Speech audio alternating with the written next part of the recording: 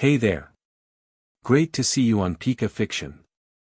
Today we bring you a captivating story titled What If Ash Returned to Alola as the world champion and all the Ultra Beast girls wanted to marry him. Enjoying our stories?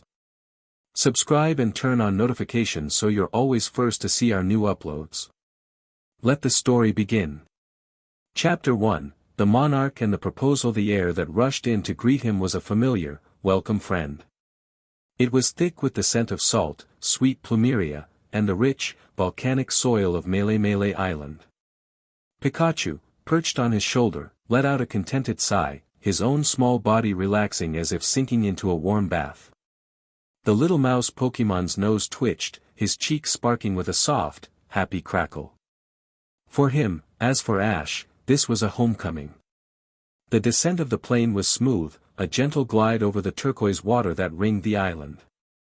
Ash Ketchum watched the familiar coastline resolve into view, the sprawling, sun-drenched Hawali city, the verdant green of the forests, the distant, proud peak of Mount Lanakila where he had once become a champion, a title that now felt like a lifetime ago. A stepping stone.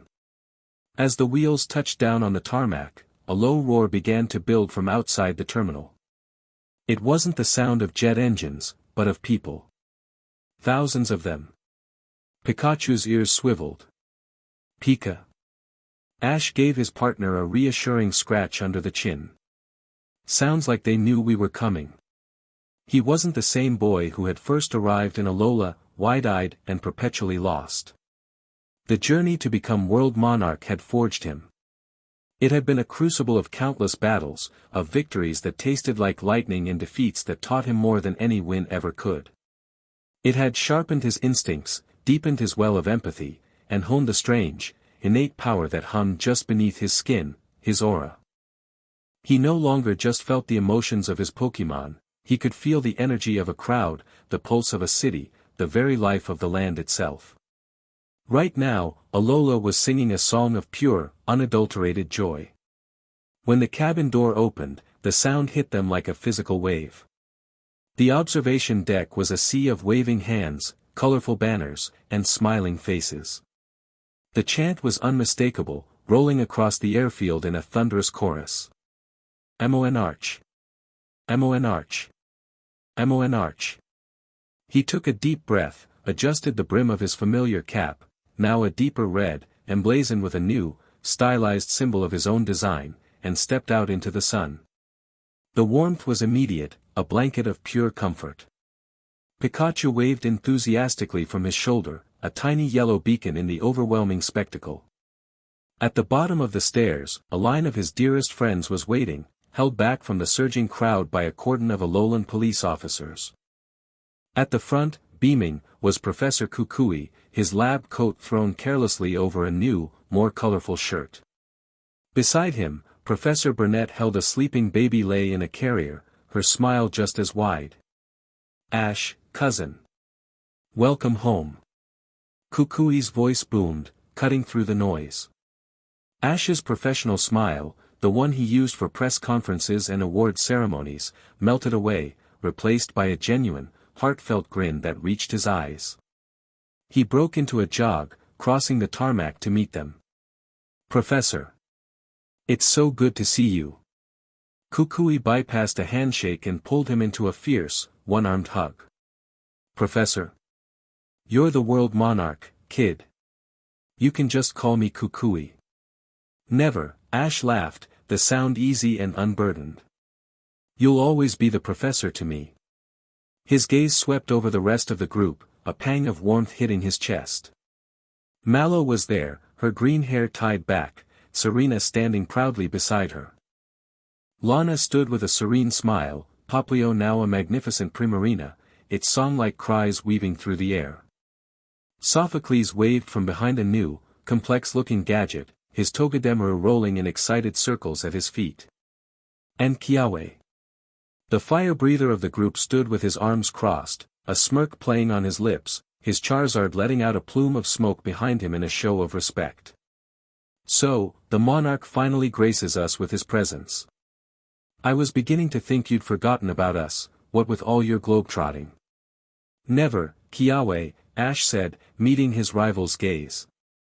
The challenge was there, the same old fiery spirit, but beneath it was a deep, unshakable respect. I was just saving the best for last. Kiawe's smirk broke into a full grin. That's what I wanted to hear. Then his eyes found her. Lily. She stood slightly apart from the others, snowy, her Alolan Vulpix, at her feet. She had grown, just as he had. Her hair was longer, and she carried herself with a quiet confidence that was a world away from the timid girl he'd first met.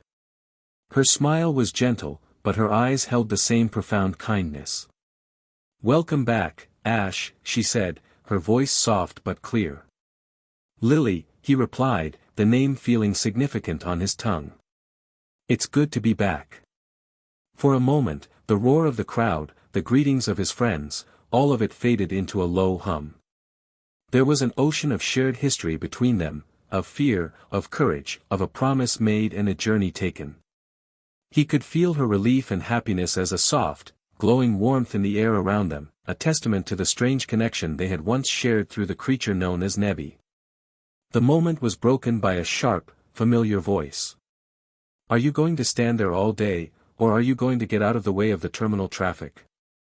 Gladion stood near the edge of the group, clad in his customary black and red, his Sylvelia silent, imposing shadow at his side.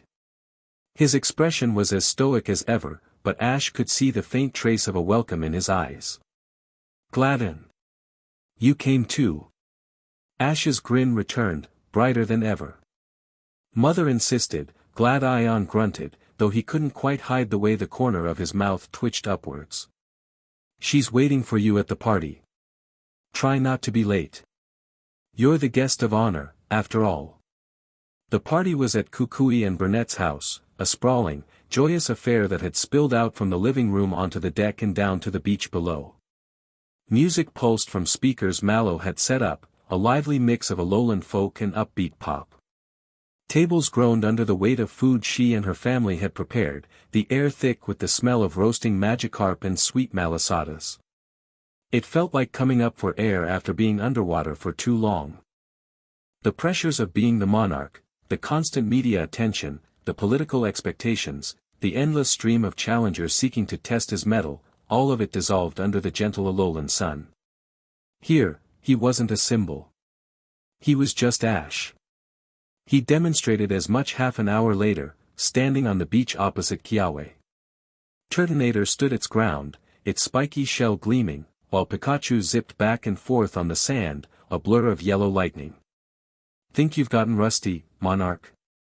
Kiawe taunted, his eyes alight with competitive fire. "You wish," Ash shot back, a grin tugging at his lips. He didn't need to give a command. He just shifted his weight, a subtle movement, and Pikachu understood. "Pikachu, break left. Iron Tail on the sand." It wasn't a formal command so much as a thought shared between them. Pikachu pivoted, his tail glowing with the hard sheen of steel. He didn't strike Turtonator. Instead, he slammed his tail into the damp sand, sending a massive wave of wet grit and seawater hurtling towards the blast turtle Pokémon. Kiawe's eyes widened. "Shell trap. Now." Turtonator hunkered down, the spikes on its shell beginning to glow with explosive energy. But the wave of sand hit first, smothering its shell, dousing the volatile reaction before it could even begin. In that split second of blindness, Pikachu was already moving. "Volt tackle." The words were a low murmur from Ash. A blinding sphere of electricity enveloped Pikachu as he shot forward like a golden comet. He impacted Turtonator's underside, the one area not covered by the sand, with the force of a thunderbolt. The larger Pokémon was lifted from the ground, landing on its back with a heavy thud, its limbs flailing. The beach went silent for a beat, then erupted in cheers. Kiawe stared, then let out a low whistle, shaking his head in disbelief. "Using the environment to disable my trump card. You've gotten smarter, Ash." "Scarily so." "You learn a thing or two," Ash said, walking over and offering Kiawe a hand up. Pikachu scurried over to Turtonator, patting its belly in a gesture of good sportsmanship. Kiawe took his hand, his grip firm. The Z-ring on your wrist feels different. The energy is stronger. Ash glanced at the black Z-power ring on his left wrist. It was a gift from the island guardians, and Kiawe was right. Since his coronation as monarch, the ring felt like it was humming with a constant, low-level power, a direct conduit to the life force of the world itself. Everything feels a little different lately. He spent the next hour mingling, catching up. He helped Mallow bring out another platter of food, listening to her talk about expanding the family restaurant. He sat with Lana on the edge of the deck, hearing stories about her ocean explorations with Primarina. He even let Sophocles scan him with a device that was supposed to measure his champion-level bioenergy, which mostly just resulted in Togedemaru getting dizzy and rolling into the punch bowl. He found Luzamin near the railing, looking out over the water. She was dressed in a simple but elegant white dress, her long blonde hair stirred by the sea breeze. The frantic, obsessive woman he had once rescued from the ultra-deep sea was gone, replaced by someone serene and grounded. "It's good to see you, Luzamin," he said, joining her. She turned, her smile radiant. "Ash. It's wonderful to see you home. Alola missed you." She gestured to the party. "We all did. I missed it, too. More than you know. My children, they have been so excited," she continued, her gaze finding Lily and Glad Ion, who were engaged in a rare, quiet conversation. Lily has found her courage. And Glad Ion, well, he is still Glad Ion, but he has found a purpose in protecting what he loves. You were a catalyst for so much of that. Thank you. They did it themselves, Ash said honestly. I just happened to be there. Luzamin's expression grew a little more distant, a shadow of memory in her eyes. Speaking of catalysts. I think of her sometimes. The one we called UB-01. Nihilego. I hope, wherever it is, that it's safe. The name sent a strange ripple through him, a memory of cold glass, of a daughter's fear and a mother's madness. Before he could respond, Professor Burnett appeared, holding a beautiful, intricate lei woven from iridescent white and gold flowers. We almost forgot, she said, her eyes twinkling. A proper welcome home for our monarch. She placed the lei around his neck. It felt heavier than a normal one, and it hummed with a faint, pleasant energy. The crowd on the deck cheered, raising their glasses of pinnap juice.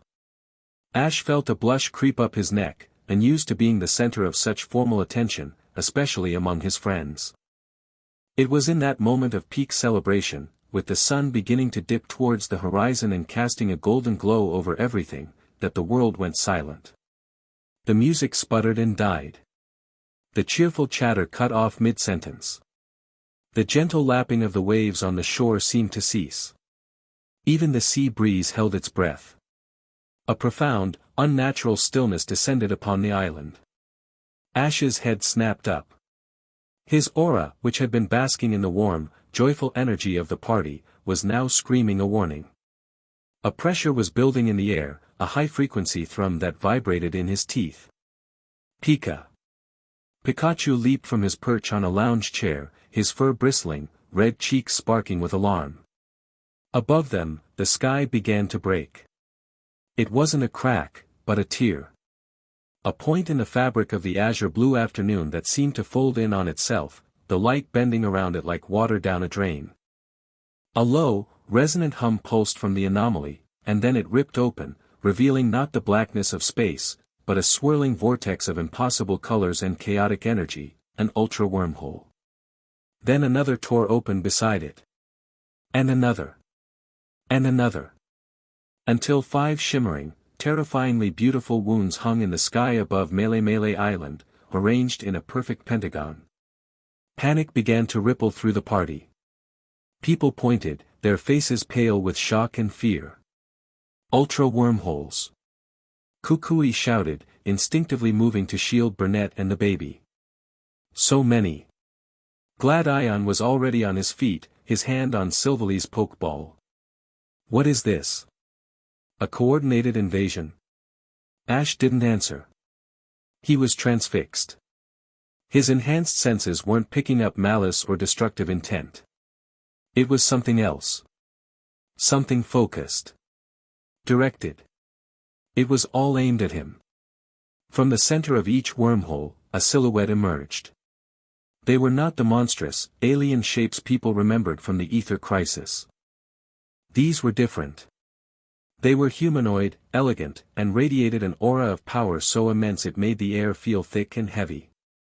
One by one, they descended, not falling, but floating down with an unnatural grace, their feet touching the sand on the beach with impossible softness. The party guests scrambled back, clearing a wide circle, leaving Ash standing alone between them and his friends on the deck. The first was a woman of impossible height and slenderness. Her body was encased in a gleaming, segmented white shell that resembled an exquisitely crafted suit of armor. Long, translucent feelers drifted from her head like fine silk veils, and she moved with the whip-fast grace of a predator. Her face was sharp, aristocratic, and her eyes held a look of haughty appraisal as she sized him up. It was the living, breathing essence of Pheromosa. The second was her opposite, small and delicate. Her form seemed to be made of a semi-translucent, crystalline substance that caught the dying sunlight, refracting it into 1,000 tiny rainbows. Her hair was a cascade of soft, bell-shaped tendrils, and her face was an almost perfect, ethereal replica of Lily's. She clung to the background, her posture shy and uncertain, a living specter of Nihilego. Lily gasped from the deck, a hand flying to her mouth. The third was a towering figure, her form suggesting immense weight and ancient strength. Her skin had the metallic, greenish sheen of burnished bamboo, and her arms were vast, rocket-like structures that she held folded behind her back like immense sleeves. Her presence was one of profound patience and serenity, the calm of a mountain that has watched empires rise and fall. Celesteela. The fourth was sleek and draconic, her skin a royal purple. A sharp, golden crest that mimicked a stinger rose from her forehead, and her lithe, powerful body was clearly built for speed and battle. Her eyes, large and intelligent, locked onto Ash with an unnerving intensity, a spark of familiarity and something deeper, something new, blazing within them. He knew her. It was his Poipole, grown, evolved, transformed into the image of Naginatl. The last was a riot of color and chaos. Her body was a jester's costume of shifting blues, pinks, and yellows. She bounced on the balls of her feet, a wide, manic grin on her face. Her head was not a head at all, but a sphere of volatile, multicolored light that pulsed with barely contained energy. She gave a theatrical bow, her movements sharp and unpredictable. Blacephalon. 5 of them. 5 living avatars of the ultra beasts he had encountered, befriended, or fought. They stood on the beach, a silent, impossibly powerful tableau. The air crackled with their combined energy. They ignored everyone else, the terrified tourists, the battle-ready trainers, the stunned professors. Their collective attention was a laser beam focused solely on Ash. Farron, the white-shelled empress, took a single, fluid step forward, her imperious gaze sweeping over him from head to toe. Her voice, when she spoke, was as crisp and sharp as breaking ice, carrying across the silent beach with ease. Ash Ketchum. The monarch of this world. Ash stood his ground, his heart hammering against his ribs, not with fear, but with a surge of adrenaline. He kept his posture relaxed, his hands unclenched at his sides. Pikachu was a low growl of static on his shoulder. "That's me," he said, his voice steady. "I'm guessing you're not here for the Malasadas." The chaotic one, Blaze, let out a giggle that sounded like popping fireworks.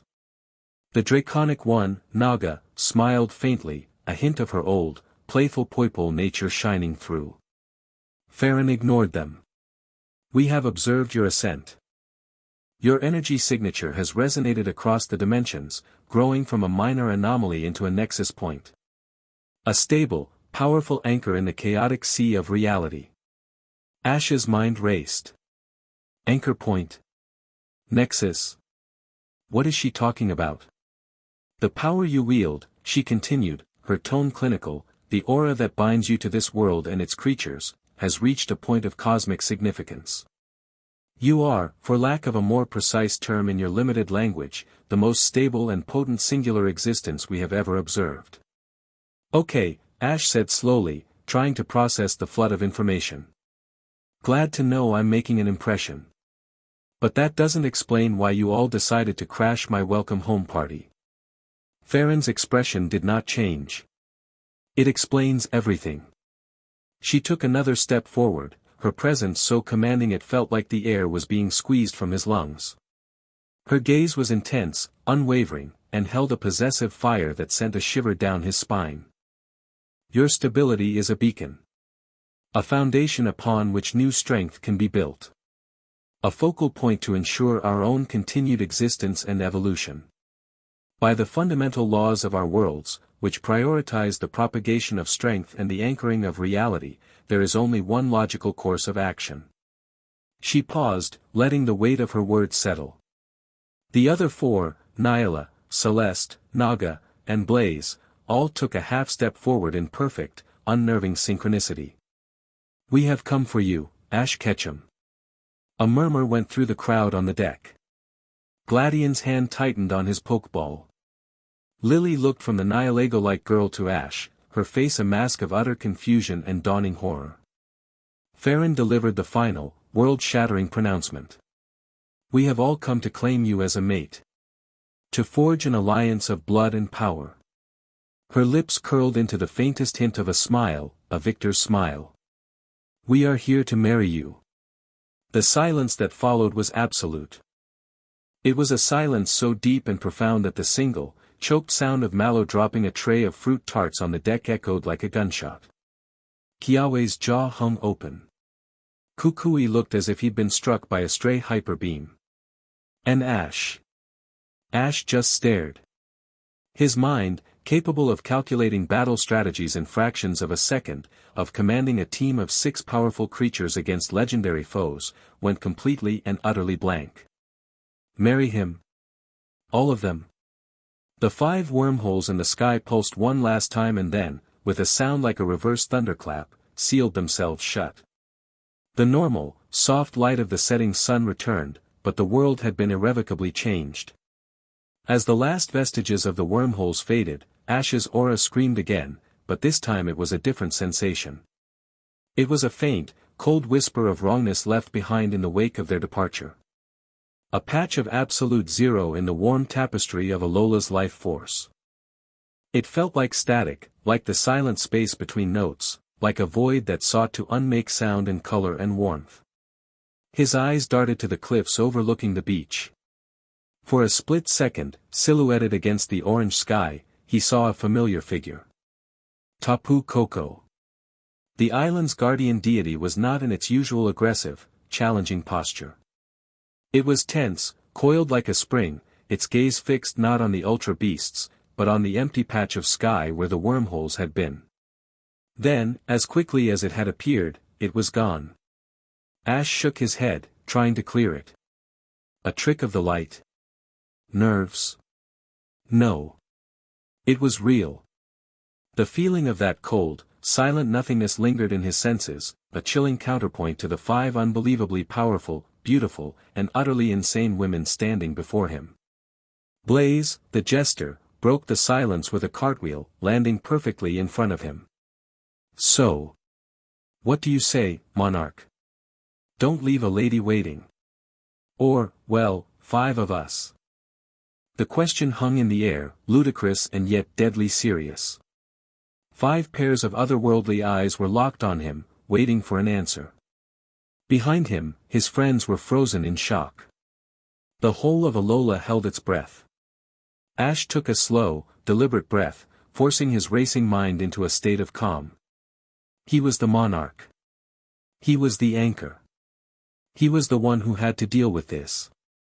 He met Farron's imperious gaze, then looked at each of them in turn, the shy Nyla, the ancient Celeste, the familiar Naga, the chaotic Blaze. He let the silence stretch for another few seconds, reclaiming the power of the moment. Pikachu, sensing his master's shift from shock to resolve, stopped growling and squared his small shoulders. Finally, Ash spoke, his voice not loud, but carrying a quiet authority that cut through the tension like a knife. "All right," he began, his tone even. "First, I think everyone needs to take a very deep breath. And then, you're all going to have a lot of explaining to do." Chapter 2, The Monarch and the Trials of Worth. The sunrise over Hawali City did little to dispel the tension hanging in the air. The world had not ended. The sky was a pristine, cloudless blue. Yet, the atmosphere at Ether Paradise was thicker than the deepest jungle fog. Luzaman had, with practiced efficiency and a will of iron, managed to sequester the 5 otherworldly suitors to a private wing of the conservation area. It was a sprawling, opulent space with biodomes mimicking various environments, private suites, and a staff that was currently operating on a mixture of pure terror and professional curiosity. Ash sat at a large conference table in Luzaman's office, a mug of lukewarm coffee untouched in his hands. Opposite him, Luzaman, Gladion, Kukui, and Burnett looked just as drained as he felt. The chaotic energy of the previous day had given way to a heavy, daunting silence. "There, comfortable," Luzaman said, breaking the quiet. She massaged her temples, a gesture Ash was beginning to see as a new habit. "Celeste has found the zero-gravity simulation dome to her liking.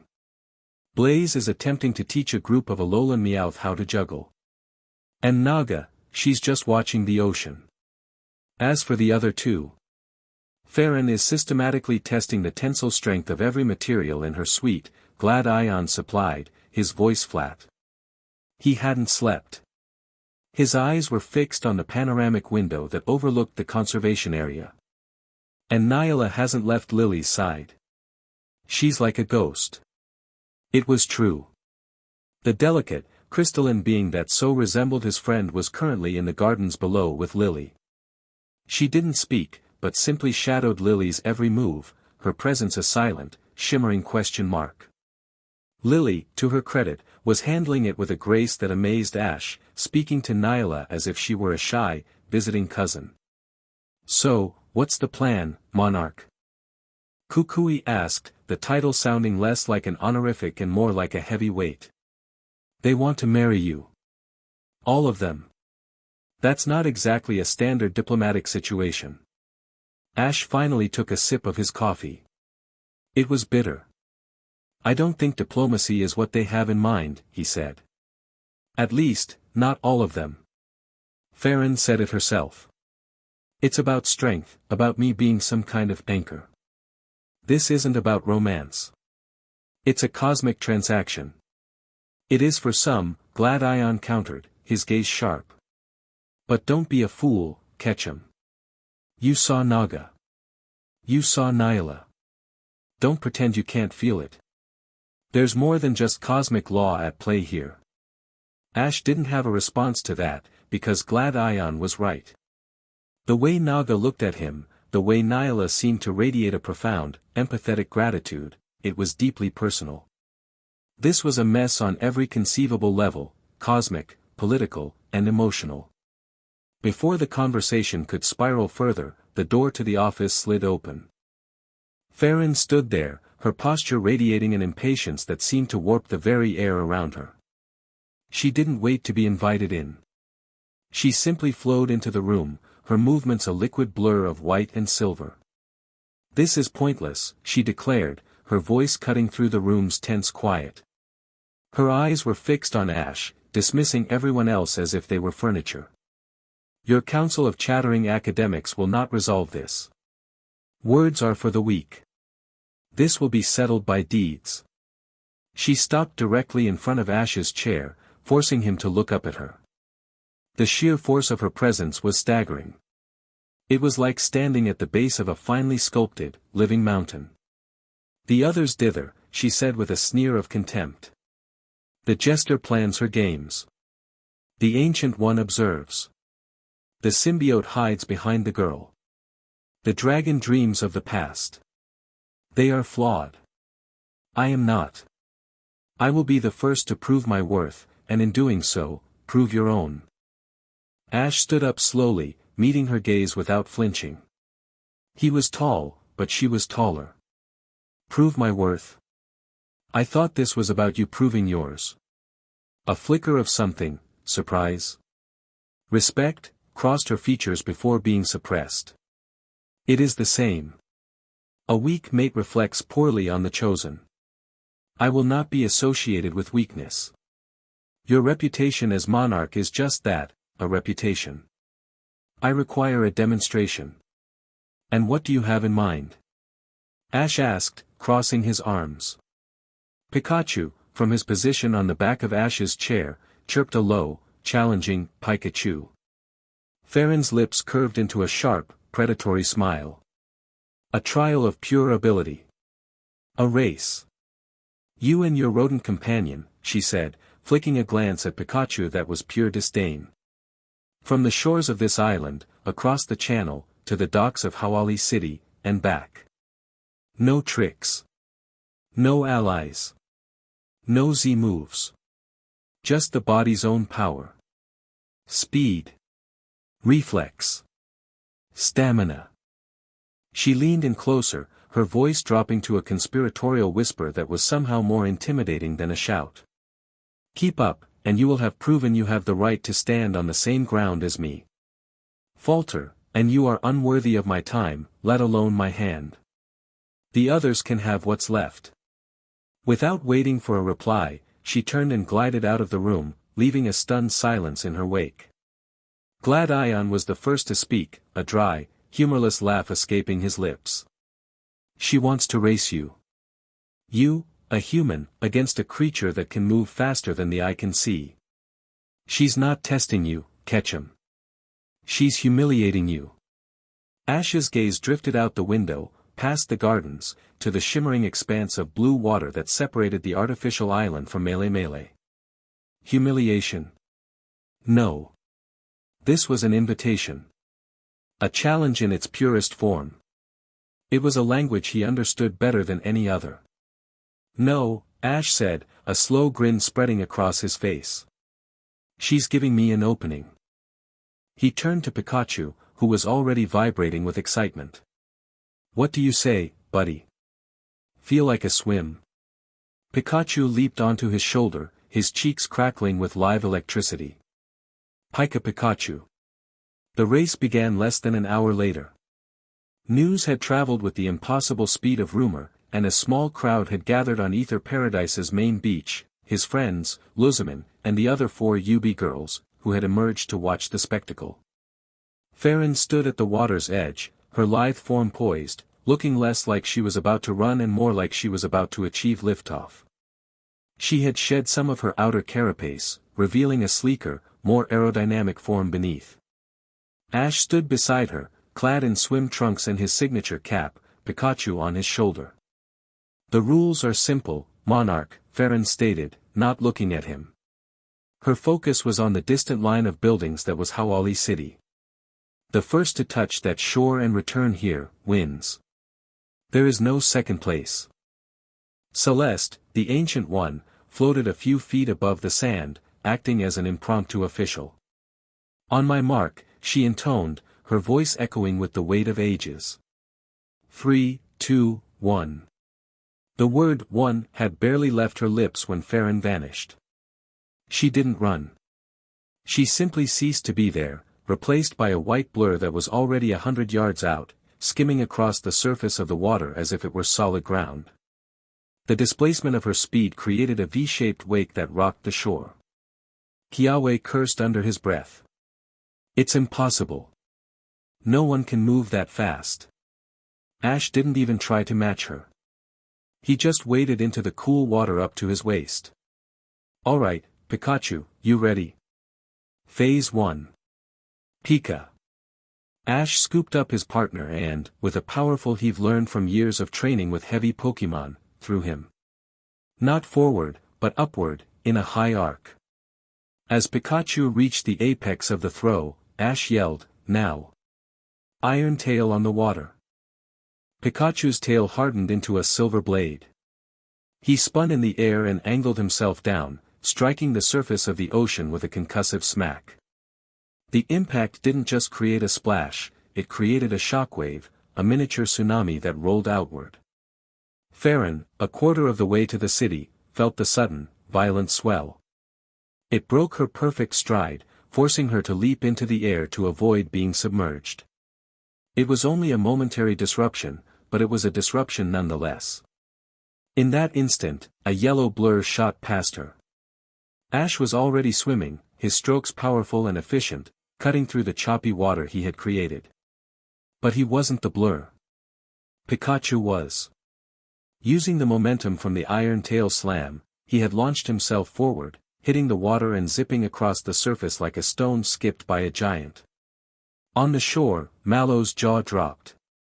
He used Iron Tail to create a wave to slow her down, and the force of the blow to launch Pikachu ahead. "That's our Ash," Kukui said, a proud grin on his face. Farron recovered instantly, her eyes narrowing.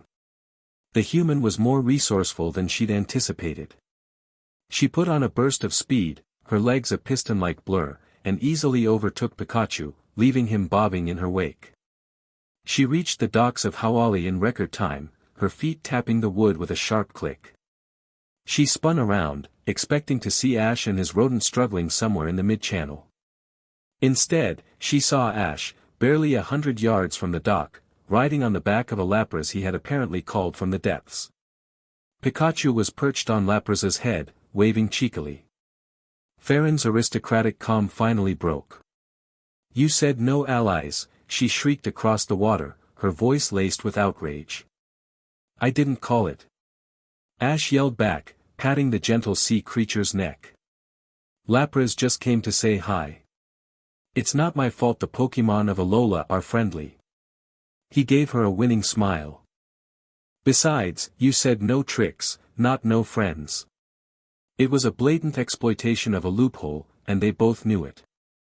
For a split second, Farron looked genuinely furious. Then, to Ash's surprise, she threw her head back and laughed. It was a sharp, clear sound, like bells made of ice. Resourceful and audacious, she called out. "I am beginning to see. But this changes nothing." She dove back into the water, and this time, there was no leisurely skimming. She moved with purpose, her body cutting through the waves like a torpedo. The race was on in earnest. Ash slid off Lapras's back, giving it a grateful nod before it dove back into the deep. Now, it was just him and Pikachu against a force of nature. "She's too fast in a straight line, buddy," Ash yelled, treading water. "We can't outrun her. So we have to outthink her. Remember the training with Greninja. Be unpredictable. Use the waves. Quick attack off the crests." What followed was a masterclass in controlled chaos. Farron was raw, linear speed. Ash and Pikachu were agility and environment manipulation. Pikachu would use quick attack to bounce from wave to wave, changing direction in a series of impossible-to-track zigzags. Farron would try to intercept, but every time she closed in, Ash, tracking her movements from the water, would shout a command. "Thunderbolt," behind her. Now. Pikachu unleashed a crackling bolt of lightning not at Farron, but at the water just behind her. The electricity created a violent upwelling, a sudden, powerful wave that pushed Farron forward but also threw her off balance, forcing another micro-correction. It was like trying to run on a crumbling bridge. She was faster, stronger, but he was using her own momentum against her, turning the very water she ran on into an obstacle course. They reached the shore of Ether Paradise in a dead heat. Farron burst from the water, her feet hitting the sand at the exact same moment Ash's hand slapped against it, having swum the final stretch with a desperate, lung-burning surge of adrenaline. They lay there, panting, side by side on the beach. Farron, for the first time, looked slightly disheveled, her perfect white form glistening with seawater. Ash was utterly exhausted, but a triumphant grin was plastered on his face. Farron turned her head, her sharp eyes studying him. "You cheated." "I adapted," Ash corrected, pushing himself into a sitting position.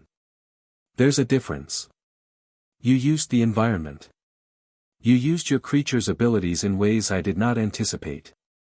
You used friendship, she said, the last word sounding alien on her tongue. She sat up, her movements still impossibly graceful. It was not a test of pure speed. No, Ash agreed. It was a battle. And in a battle, you use everything you have. Farron was silent for a long moment. Then she stood, looking down at him. You have proven you are not weak. Your resourcefulness is adequate. The demonstration is accepted. With that, she turned and walked away, leaving Ash on the beach with his friends, who rushed to him with towels and cheers. He had passed the first trial. Not by winning, but by refusing to lose on her terms. The next trial began that very afternoon, with no warning at all. Ash was in the middle of explaining his strategy to a fascinated Sophocles when a small, brightly colored ball bounced off his head. He picked it up. It was a tiny, harmless-looking smoke bomb. A note was attached with a ribbon.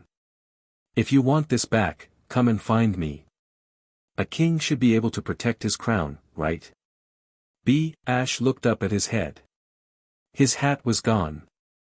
In its place, floating 20 feet in the air, was Blaze, the chaotic jester, holding his precious cap hostage. She giggled, a sound like a string of firecrackers, and then exploded into a shower of confetti, vanishing completely. Oh, for the love of, Kiawe started, but Mallow elbowed him. It's a game, she said, her eyes wide with excitement. A scavenger hunt. And so it began. The first clue led them to the trainer's school, where Ash had to answer a series of riddles posed by a very confused Principal Oak. The riddles, delivered by a series of explosive puppets that looked suspiciously like Blaze, led him to the peak of 10-Carat Hill. There, he found his Lycanroc locked in a playful but intense battle with a series of hard-light clones of himself. The test was one of trust. Lycanroc had to identify the real Ash by scent and aura alone, ignoring the taunting illusions. The hunt was a whirlwind of joyous chaos. Blaze's challenges were never malicious, but they were brilliantly unpredictable. She tested his knowledge of Alolan history, the strength of his bonds with his Pokémon, and his ability to think on his feet. The final clue led him back to Kukui's house, to the very beach where it had all begun. There, sitting on the sand, was a beautifully constructed sculpture made of driftwood and seashells, a perfect replica of his entire Alolan team. And on the head of the Pikachu sculpture sat his hat. Blaze was nowhere to be seen. As Ash reached for it, a voice popped into existence behind him. Not bad, Monarch. Not bad at all. You're not just strong, you're fun. He turned to see Blaze materialize, bouncing on her heels. You really think a relationship should be fun? Ash asked, placing his hat firmly back on his head. Duh, she chirped. What's the point of cosmic significance if you can't have a laugh? Life's a big, beautiful, explosive performance. I need a partner who can keep up with the choreography. She winked, a flash of pink light, and then dissolved into 1,000 soaring, multicolored sparks that spelled out, "You pass," in the sky before fading. 2 trials down. He was on a roll. Naga's trial was next, and it was gentler. She met him at the base of the vast Pony Canyon as evening began to fall. Her draconic form was silhouetted against the purple sky, beautiful and imposing. I don't need to test your strength, Ash, she said, her voice a soft, melodic hum that was a world away from her old Poipole cries, yet held the same gentle spirit. I saw you become the monarch. I know your strength. I want to know if the connection we had is still there. She gestured with her head towards the sky. Fly with me. Like we used to. Ash smiled, releasing his Decidueye from its ball. His Rowlet had grown into a swift and silent hunter, but the bond between them was as strong as ever. The challenge was a race, but not one of speed. It was a tandem flight through the treacherous, winding canyon. They had to move as one, anticipating each other's movements, weaving through rock formations and under natural arches. They flew in silence, the only sound the rush of wind. It was a dance of instinct and trust. Decidueye would bank left, and Naga would dip her own wing in perfect sync. Ash, riding on his Pokémon's back, felt the familiar, exhilarating connection he had shared with her as a Poipole. He could feel her joy, her freedom, her deep, abiding affection for him, not as a symbol, but as the boy who had shown her his world. They landed at the altar of the sun at the top of the canyon as the first stars appeared. "It's still there," Naga said softly, her large eyes reflecting the starlight. "The bond. It's stronger." She nuzzled his shoulder gently, a gesture so full of innocent affection it made his heart ache. "You passed my trial long before you ever came back to Alola." His heart was still soaring from the flight when the call came. It was Luzman, her voice tight with urgency. "Ash, I need you at the Kamo shrine in the canyon. Immediately. There's a problem." When he arrived, he found the site in chaos. Ether Foundation employees were scrambling, their Pokémon forming a defensive perimeter. Farron was already there, having apparently been the closest. She stood with her arms crossed, her expression one of utter disgust. In the center of the shrine, a totem Kamo, far larger and more powerful than a normal one, was on a rampage. But it wasn't the usual rage of a disturbed totem Pokémon. This was cold, silent, and tactical. Its scales, normally a gleaming metallic gray, were coated in a foul, crystalline black substance that seemed to absorb the light. It moved with a horrifying precision, its attacks aimed not at the people, but at their Pokémon, striking with an efficiency designed to incapacitate. "What is that stuff on it?" Ash asked, his eyes narrowing. "I do not know," Farron said, her voice tight. "But it is an abomination. The air around it is null. My speed is hampered. My senses are dulled." Ash felt it too. It was the same cold, static-like energy he had sensed when the wormholes closed. The wrongness. But here it was 100 times stronger, a palpable aura of anti-energy pouring off the Kamo. An Ether employee's Magnezone fired a zap cannon, a powerful electric attack. The bolt flew towards the Kamo, but as it entered the creature's aura, it simply fizzled out. The electricity vanished, its energy nullified completely. "It's negating Pokémon abilities," Ash breathed, a chill running down his spine. The Kamo turned its cold, intelligent eyes on them. It raised its arm for a clanging scales attack, but instead of the usual deafening roar, there was only a dead, oppressive silence as waves of pure, black force erupted from its body. "This creature is an affront to the very nature of combat." Farron snarled, her pride wounded. She shot forward, a blur of white, aiming a high-speed kick. But as she entered the nullification field, her impossible speed faltered. The air grew thick, heavy, like she was moving through molasses. The kick that should have shattered stone connected with a dull thud, barely staggering the totem Pokémon. The Kamo retaliated with a dragon claw, swiping at her with tactical precision. Farron dodged, but she was slower, her movements less certain. "It's no good." Ash shouted, releasing his Incineroar. "We can't fight its power head-on. We have to fight its strategy." "And what do you propose, Monarch?" Farron snapped, leaping back.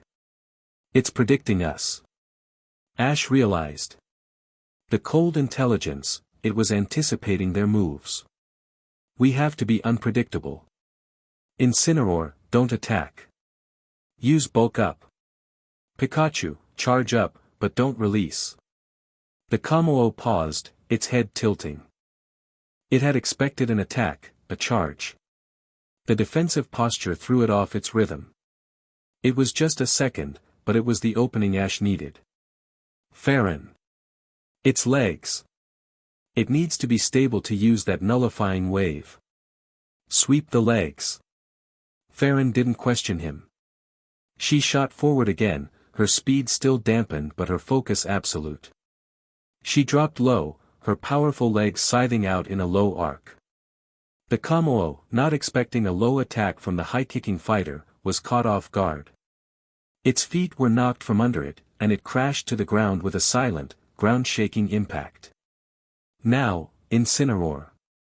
Darkest Lariat. Incineroar, glowing with the power from Bulk Up, became a spinning cyclone of dark fire. He slammed into the downed Kommo-o, the raw physical force of the attack bypassing any energy-based defense. The black crystals on its scales cracked under the relentless assault. Pikachu. Full power. Electroweb. Pikachu unleashed a massive net of crackling electricity. The Kommo-o, still reeling, tried to project its nullification field, but it was weaker, fractured.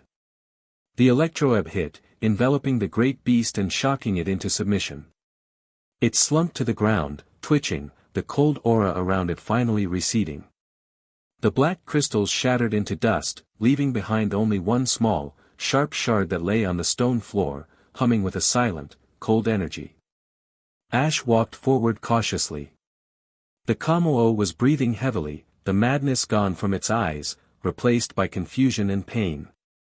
He placed a hand on its snout, closing his eyes and focusing his aura. He didn't try to command it. He just pushed a wave of calm, of peace, of reassurance into the beast's mind. He felt its fear, its violation. It hadn't wanted to fight. Something had rewritten it. He felt the lingering echo of that cold, alien intelligence. It wasn't anger. It wasn't hatred. It was logic. A cold, implacable, terrifying logic that saw the vibrant life of the totem Pokémon as a flaw to be corrected, an error to be erased. He pulled his hand back, shuddering. Farron stood over him, her expression unreadable. She had watched him command the battle, had followed his orders without hesitation, and had seen him soothe the beast with a power that wasn't about violence. That cold. She said, her voice a low whisper. It is not of this reality. It is an unmaking. An absence. Ash picked up the single black shard left behind. It was cold to the touch, unnaturally so, and it felt like it was drinking the warmth from his hand.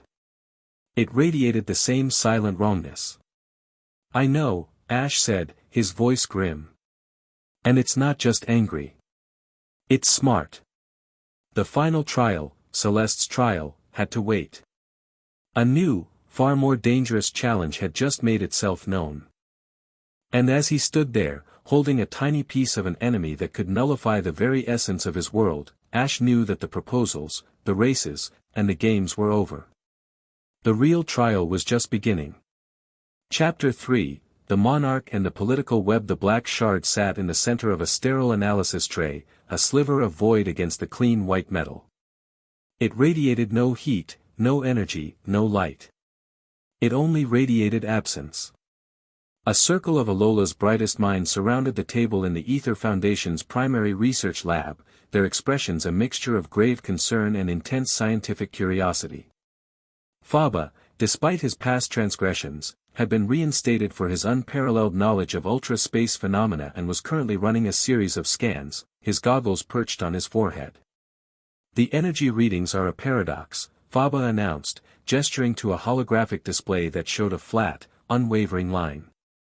It emits nothing. It is a perfect energy sink.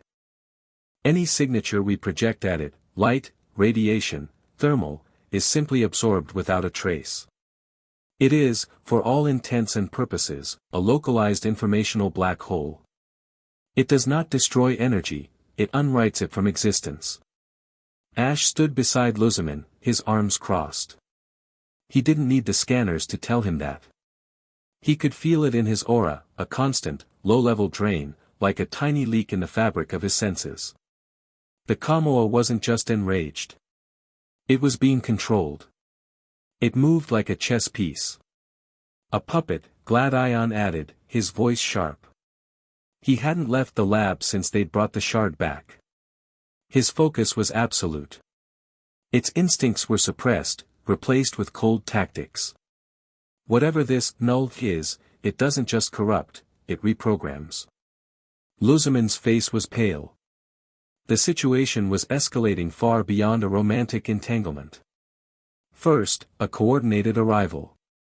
Then, a targeted attack on a totem Pokémon, one of the keystones of Alola's natural balance. This is a pattern. An intelligent one.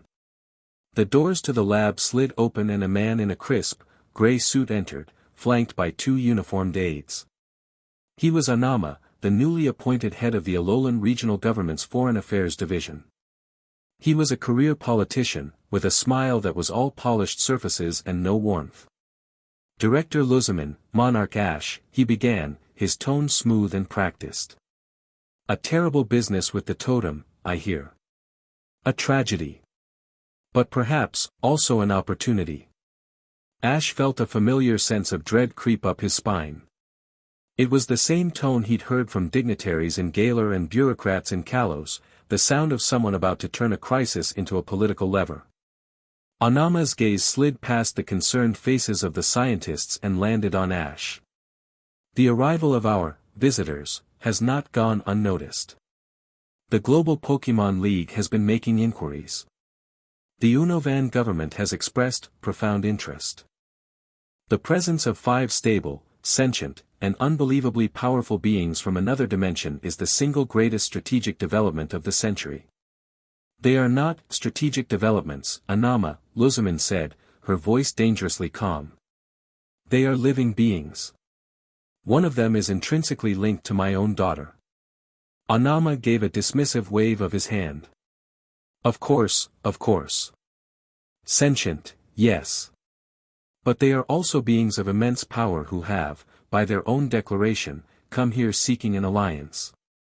He turned his full attention to Ash, his smile widening. An alliance centered on you, Monarch. A marriage. Can you imagine it? A permanent, binding treaty between our world and the Ultra Beasts, sealed by a union with the world monarch himself. The technological, defensive, and scientific advantages would be immeasurable. Alola would become the most influential region on the planet overnight. The room went cold. Kukui took a half-step forward, his fists clenched, but Burnett placed a restraining hand on his arm. You want me to pick one of them and get married for political gain? Ash asked, his voice dangerously low. He could feel Pikachu on his shoulder, his fur bristling, a low growl rumbling in his chest. I want you to be pragmatic. Anama's smooth facade cracked for a moment, revealing the raw ambition beneath. Pheromosa offers speed beyond comprehension. Celesteela, cosmic knowledge that could revolutionize our understanding of everything. Naganadel, a bond of loyalty. Blacephalon, a source of near-infinite, clean energy. And Nihilego, well, the symbiotic potential is staggering. Any one of them would be a monumental asset. As monarch, it is your duty to consider what is best for the world, not just for your personal feelings. Gladion let out a short, harsh laugh. You're a ghoul, Anama. You'd sell your own mother for a trade advantage. I am a patriot, young man, Anama retorted, his face flushing. I see a chance to elevate our home to a global power, and I will not apologize for it. He looked back at Ash, his eyes pleading, desperate. Think of it, Monarch. This new threat, this null, imagine facing it with the full power of the Ultra Beasts at your back, united under your command. A political marriage is a small price to pay for that kind of security. Ash stared at him, the silence stretching. He felt the weight of Anama's argument, the cold, calculating logic of it. He also felt the hot, furious rebellion in his own gut. He remembered the honest joy in Blaze's chaotic games, the quiet trust in Naga's eyes, the shy gratitude radiating from Nyla. They were not assets. They were people. Overwhelming, terrifying, and impossibly powerful people, but people nonetheless. His aura flared, not with anger, but with a cold, absolute authority. It was the presence he had learned to command on the battlefield, the one that made champions pause and legends listen. The air in the lab grew heavy, and Anama took an involuntary step back, his political poise crumbling under the sheer force of Ash's will. Listen to me very carefully, Anama, Ash said, his voice quiet but echoing with the power of his title. I am the world monarch. My authority does not come from a political appointment. It was earned in battle, through bonds of trust with my Pokémon. I will not, now or ever, treat a living being as a bargaining chip. He took a step forward, and Anama flinched. The Ultra Beasts came to me, Ash continued, his gaze unwavering. Their feelings, however they're expressed, are genuine. I will deal with this situation based on respect and understanding, not political expedience. If an alliance is forged, it will be one of mutual trust, not a coerced contract. You will not pressure them. You will not pressure me. And you will not interfere. Is that understood? Anama swallowed hard, his face pale. The power rolling off Ash was not physical, it was the undeniable authority of a true leader. He could only nod, his carefully constructed arguments dissolving into nothing. Good, Ash said, the pressure in the room receding. Now, if you'll excuse us, we have a real threat to deal with. He turned his back on the politician, a clear and final dismissal. Luzman looked at Ash, a newfound respect dawning in her eyes. The boy she had once manipulated had become a man who could stand against the full weight of a government and not even bend. The meeting broke up, but the tension lingered. Ash stepped out onto a balcony for some fresh air, the salty breeze a welcome relief. Naga was there, perched on the railing, looking out over the water. She turned as he approached, a soft smile on her face. That was impressive, she said. The way you commanded the room. You've learned to use your power for more than just battles. Sometimes words are the only battlefield you get, Ash replied, leaning on the railing beside her. He looked down at the gardens. He could see Lily and Nyla walking near a fountain, Lily talking animatedly, Nyla listening with her entire being. He's right about one thing, Naga said quietly, her gaze following his. A choice will have to be made. Farron is demanding it. Blaze is treating it like a competition. Celeste is waiting for the optimal outcome. And Nyla, she just wants to be near the source of a kindness she remembers. And you? Ash asked, turning to her. Naga's large, intelligent eyes met his. I waited a long time for you, Ash. I watched you grow from the boy who saved my home into the man who could save everyone's. My people see you as a prophesied figure, an ultra guardian. My feelings are more complicated than prophecy. Her expression was open, honest, and utterly vulnerable. It was a confession that hit him harder than any of Farron's challenges. Before he could process the weight of her words, his aura screamed. It wasn't a flare of power. It was a sudden, sharp stab of cold. The null. Close. He spun around, his eyes scanning the area. Naga, get back. A figure stepped out from the shadows of a nearby access corridor. He was human, dressed in the stark white and black uniform of the Ultra Recon Squad, but it was twisted, corrupted. The clean lines of the suit were marred by jagged, black crystalline growths, similar to the ones that had coated the Kameo. His helmet was gone, revealing a face pale and gaunt, his eyes glowing with a faint, cold blue light. He held a strange, rifle-like device, its barrel humming with the same silent, energy-draining power as the shard in the lab. The carrier, the man said, his voice a flat, emotionless monotone. The source of the chaotic infection. Ultra Recon Squad. Ash said, taking a defensive stance. What's happened to you? Dulce? Zossi? Names are irrelevant, the agent droned, raising his weapon. Identities are a symptom of the chaos. We have been granted clarity. We have seen the great silence. The perfect, orderly state that awaits. The Ultra Beasts are a chaotic infection, a blending of realities that should remain separate. And you, carrier, are the nexus that draws them in. Your very existence propagates the disease. Naga let out a low growl, her form shifting into a combat-ready posture. You are one of those who took Necrozma. Your squad brought chaos to my home.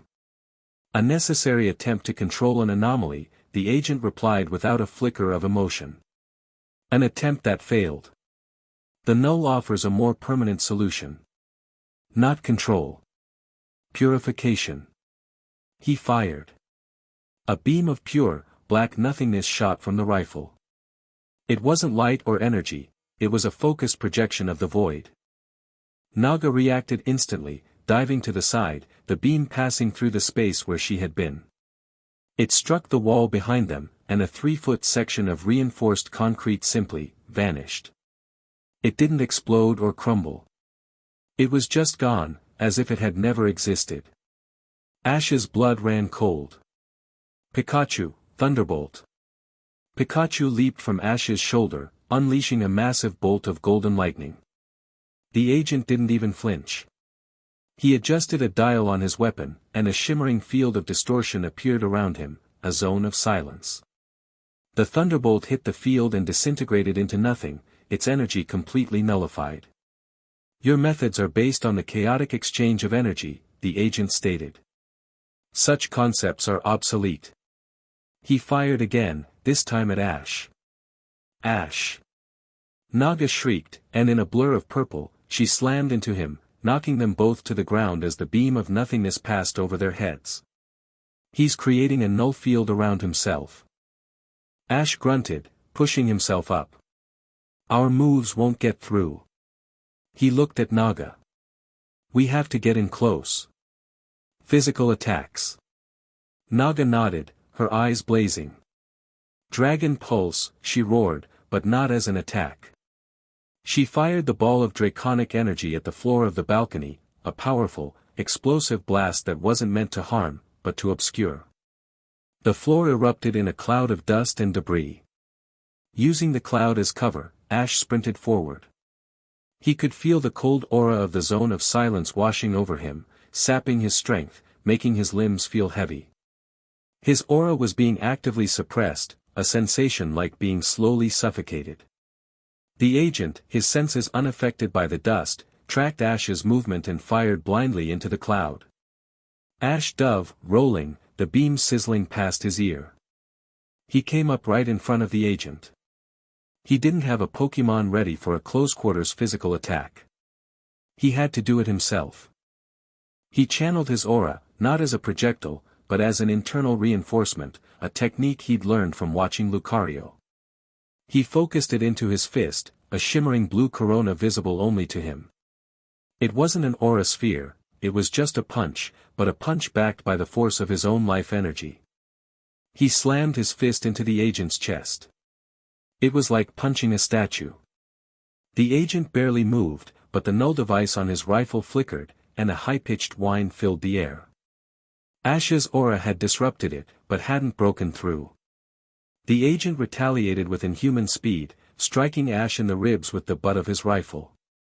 The blow was cold, stealing the breath from Ash's lungs and sending a spike of icy pain through his side. He staggered back, gasping. Your biological energy is a chaotic anomaly, the agent stated, raising his rifle for a point-blank shot. Suddenly, a blur of purple and gold shot out of the dust cloud. It was Naga, her crest glowing. She wasn't using an energy attack. She used her stinger-like crest as a physical blade, slashing at the agent's weapon. There was a screech of metal on metal, and the null rifle was knocked from the agent's hands, skittering across the floor. Deprived of his weapon, the agent didn't panic. He simply turned and ran, his movements unnaturally fast and efficient. He leaped over the balcony railing, landing on a lower level and disappearing into the labyrinthine corridors of the ether paradise. Ash rushed to the railing, his side throbbing. He's getting away. Let him go, Naga said, her voice tight with concern. She came to his side, gently nudging his arm. Are you hurt? I'm fine, Ash breathed, though the cold where the rifle had hit him was spreading. He was toying with us. He wasn't trying to win. He was testing us. Gathering data. He looked down at the null rifle lying on the floor. It was already beginning to decay, the black crystals flaking away into dust.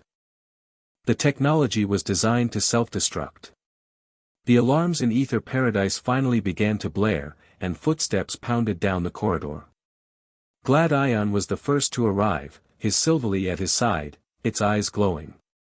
He took in the scene, the destroyed wall, the dust, Ash clutching his side. "What happened?" he demanded.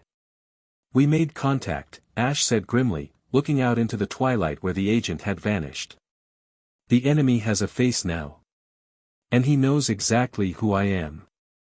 The attack changed everything.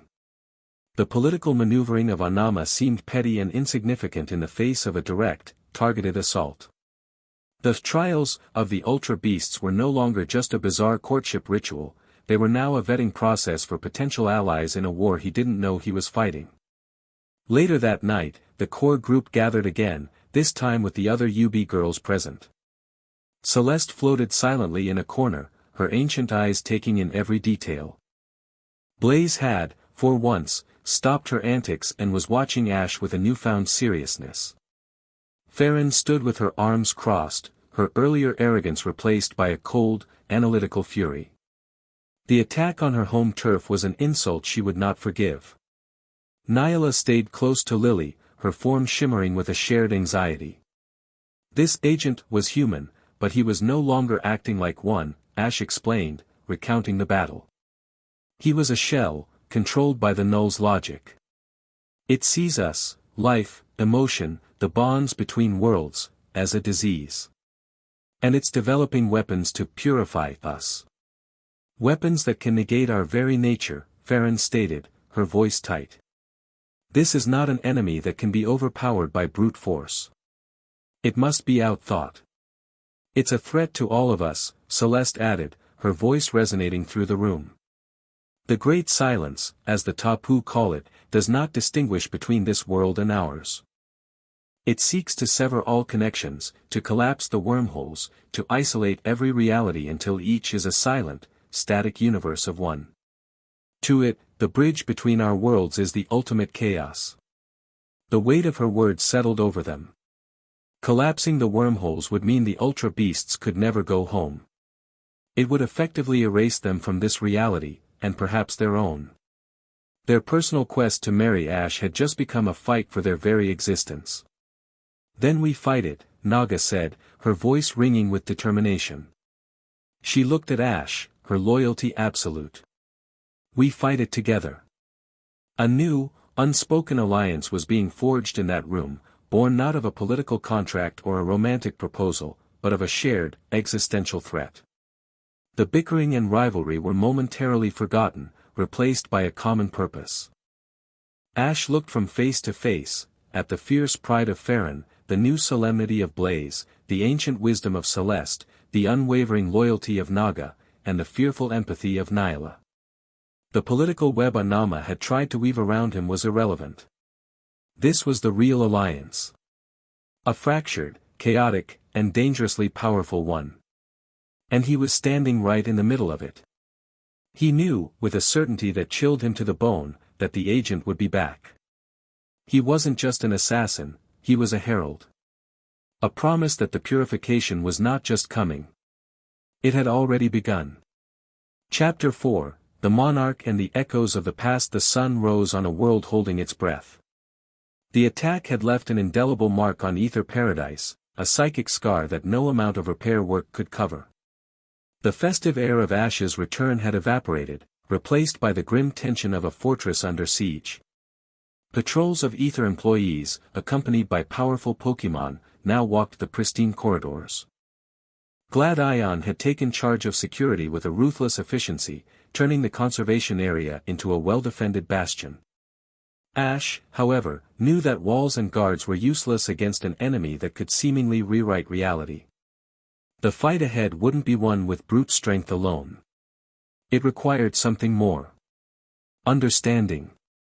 Connection. He had a team of cosmic powerhouses at his disposal, but they were a fractured group of rivals, not a cohesive unit. Before he could face the Null, he had to solidify his own front. He bypassed the strategy meetings and the security briefings. His first destination was the heart of Ether Paradise, the main conservatory. It was a vast, glass-domed sanctuary filled with exotic plants from every region, a riot of green and color under the manufactured sunlight. The air was warm, humid, and smelled of damp earth and blooming flowers. He found them near a tranquil pond filled with lemonian. Lily was sitting on a stone bench, and beside her, shimmering like a heat haze, was Nyla. The crystalline being was watching a grub bin inch its way up a leaf with an expression of intense, innocent fascination. Her presence was so gentle, so unobtrusive, that if not for her ethereal glow, she might have been mistaken for a trick of the light. Lily looked up as he approached, her smile a small, welcome beacon in the gloom of the past few days. "Ash. I was hoping you'd come. I needed a break from all the planning," he said, gesturing vaguely. "How are you two doing?" "We're all right," Lily said, patting the bench beside her. "Nyla enjoys the gardens. It's peaceful here." Ash sat down, leaving a respectful distance. He looked at Nyla, who turned her gaze from the grub bin to him. Her eyes, luminous and childlike, held no challenge, no demand, only a deep, soulful curiosity. This was the being Luzman had once been obsessed with, the creature that had terrified Lily, the catalyst for so much pain. Yet here, in this peaceful sanctuary, she seemed as harmless as a newborn Pokémon. "Nyla," Ash said softly. "Last night was intense. Are you okay?" The crystalline being didn't speak with her mouth. The words formed in his mind, soft and hesitant, like the chime of distant bells. They carried Lily's cadence, her gentle manner of speaking, but the emotional texture beneath was different, older, more alien, yet profoundly empathetic. The cold was frightening. It felt empty. Like the silence before a star dies. The poetic, cosmic nature of the thought startled him. This wasn't just a copy of Lily's memories. This was a sentient, ancient consciousness trying to process its experiences through the filter of a human girl's mind. "You remember everything, don't you?" Ash asked quietly. "From Lily's past." Nyla's form seemed to shimmer with a sad, violet light. "I remember the cold of the laboratory. The fear. A mother's love, twisted into something sharp and painful. It was a suffocating feeling." Her tendrils drifted, and one of them gently brushed against Lily's shoulder in a gesture of comfort. Lily reached up and placed her hand over the spot where the tendril touched, a gesture of complete trust. "She doesn't just have my memories, Ash," Lily explained, her voice filled with wonder. "She feels the emotions of them. When she first emerged from the wormhole, she was terrified of my mother. It took hours for her to understand that Luzman had changed." Nyla's mental voice returned, focused on Ash. "Then I remember you. You and the Star Child. Nebby. You were not afraid. You were a warmth in the cold. A loud, bright, determined warmth." Her gaze drifted to Pikachu, who was dozing on Ash's lap. "You fought the Twisted Mother. You walked into our world to bring the girl's family back. We watched. All of us. We felt your light. We hung in the air." "All of you?" Ash prompted. "The other Nylago?" "We are a Gestalt consciousness," Nyla explained. "A sea of shared feeling. Individuals, but connected. When I bonded with the mother, and then the daughter, their experiences became a part of me. A strong, singular part. And your actions, they became a legend in our sea of thought. A story of a creature of warmth who defied the cold. When your power bloomed into this monarch state, it was like a sun erupting in our sky. The story became a reality. A promise. A promise of what?" Ash asked, his heart aching with a strange mix of pity and responsibility. "Safety," Nyla's voice whispered in his mind. "An anchor. A place where the cold cannot reach." Here it was. The truth, stripped of Farron's arrogance or Blaze's chaos. For Nyla, her proposal wasn't about power or cosmic law. It was a deep, instinctual drive to be near the one being she associated with safety, warmth, and courage. It was the love of a rescued soul for its savior, amplified by an entire species' shared memory and filtered through the mind of the girl he had helped save. It was the most complicated, purest, and most heartbreaking form of affection he had ever encountered. "Nyla," he said, his voice thick with emotion. "You don't need me to be safe. You're incredibly powerful. You saw what happened at the beacon." He stopped, realizing that hadn't happened yet in this timeline, a strange slip of foreknowledge from his own internal chaos. He corrected himself. "You have your own strength. And you have Lily. You have a family here." Lily squeezed Nyla's ethereal shoulder. "She's right, Ash. We're a team." "But the cold is coming," Nyla insisted, her form flickering with anxiety. "The great silence. It wants to sever the bond. It wants to take me away from her." Her fear was a palpable thing, a chill that had nothing to do with the null. It was the fear of being alone again. "I won't let that happen," Ash said, the words a firm, unbreakable vow. "I promise." He wasn't making a romantic promise. He was making a promise to a friend, and to the memory of the frightened girl she represented. In that moment, the romantic context of her proposal fell away, and all that was left was a deep, powerful bond of shared history and mutual protection. It was a connection far more genuine than any marriage contract. He left the conservatory with a heavy heart but a clearer mind. Understanding Nyla was one piece of the puzzle. Now he needed to reconnect with the oldest piece. He found Naga not by the ocean, but on the roof of the main ether building, using her powerful vision to scan the horizon for threats. The wind was strong up here, whipping his jacket and his hair. Naga's draconic form was a stable, unmoving silhouette against the bright blue sky. "See anything?" he asked, joining her at the edge. "Nothing that moves," she replied, her gaze not leaving the horizon. "But I can feel it. Like a pressure drop before a storm. The world is holding its breath." She finally turned to him, her expression serious. "It's good that you spoke with Nyla. Her heart is fragile. Tied to memories that are not her own." "She's stronger than she thinks," Ash said. He took a breath of the clean, high-altitude air. "Naga, when you were Poipole, did you know you would become this?" Naga gave a soft, draconic chuckle. "Of course not. I was a child. I knew I would evolve, become one of the Elder Ones as we call them. But I did not know what shape my heart would take." She looked at him, her eyes softening. "I watched you, after I went home. We have ways. We can see through the cracks between worlds, glimpse the echoes of great events. I saw you battle at the altar of the sun. I saw you rise through the leagues.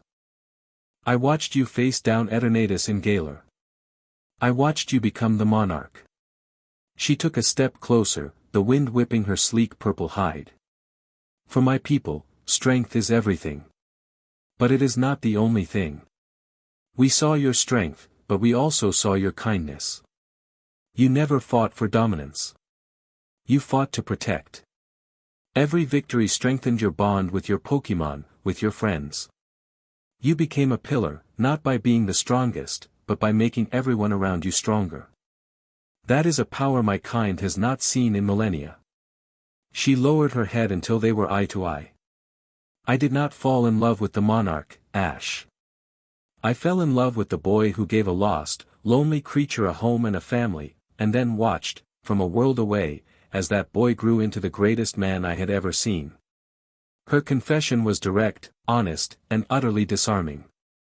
There was no pretense, no cosmic law, just pure, heartfelt emotion honed over years of observation and memory. It was the affection of a childhood friend who had watched him grow up and had fallen in love with the man he became. "Naga, He started, but he had no words. What could he say? Before he could find an answer, a deafening, reality-bending boom shook the entire ether paradise. It wasn't an explosion of energy, It was a sound of structural failure on a cosmic scale. Both Ash and Naga spun around, their eyes instinctively drawn toward the altar of the sun on Pony Island, visible as a distant peak on the horizon. A column of distorted light erupted from the altar, punching a hole into the sky. But it wasn't an ultra wormhole. The light was flickering, unstable, like a dying fluorescent bulb. At the same time, a familiar, lion-like roar echoed across the channel, a sound of pure distress. Nebby. Ash breathed, his blood running cold. The altar is destabilizing. Naga shouted over the roaring wind. The connection point to its counterpart in ultra space is failing. Another figure appeared on the rooftop, descending from the sky with the slow, inexorable grace of a falling mountain. It was Celesteela, her ancient eyes fixed on the distant pillar of failing light. The great silence, she intoned, her voice a deep, resonant gong. It is not attacking us. It is attacking the architecture of the worlds. It is severing the anchor points. If the altar's connection breaks, the bridge between our realms will begin to unravel. We have to stop it. Ash said, his mind already racing. Naga, you're the fastest. Get me there now. Naga didn't hesitate. She crouched low, allowing Ash to leap onto her back. Celesteela. We will need your power to stabilize the rift. I am already there, the ancient being replied, her rocket-like arms already beginning to glow with a soft, green energy. With a surge of power, she launched herself into the sky, a green comet streaking toward Pony Island. The flight on Naga's back was a blur. The world streaked by as she pushed her body to its absolute limit, her draconic form cutting through the air like a missile. Ash held on tight, the wind tearing at him, his mind focused on the scene ahead. He could feel Nebby's panic through his aura, a frantic, desperate pulse that was growing weaker by the second. They arrived at the altar of the sun to a scene of temporal chaos. The great stone archway was flickering in and out of existence. Standing in the center was Solgaleo, the mighty lion of the sun, but its form was translucent, shimmering violently. It roared again, but the sound was distorted, as if being played backwards and forwards at the same time. It's being erased. Ash yelled, leaping from Naga's back. The null is trying to retroactively sever its connection to this timeline. Celesteela landed with a heavy, ground-shaking thud. The temporal flow is compromised. The null's influence is strongest at these nexus points. It is unwriting the event of Solgaleo's evolution, trying to create a paradox that will shatter the bridge. We can't let that happen. Ash ran forward, stopping at the edge of the temporal distortion field. The air was thick with the feeling of the null, a suffocating blanket of cold static. Pikachu, you feel it too, right? Pikachu, his partner cried, cheeks sparking defiantly against the oppressive aura. Nebby. It's me, Ash. You have to fight it. Focus on my voice. Ash shouted, pouring all his concentration into his aura, trying to project a beacon of stability into the temporal chaos. Solgaleo's head turned towards him, its eyes momentarily gaining focus. A weak, grateful roar answered him. It is not enough, Monarch, Celesteela stated.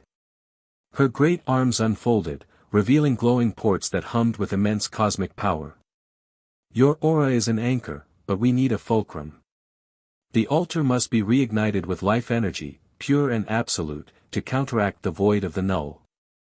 How? Naga asked, landing beside Ash, her body poised for a fight. The three of us, Celesteela declared. Your draconic energy, Monarch, is a bridge between the human and Pokemon world. Your bond with your creature is a testament to that. Naga's power is born of the space between worlds.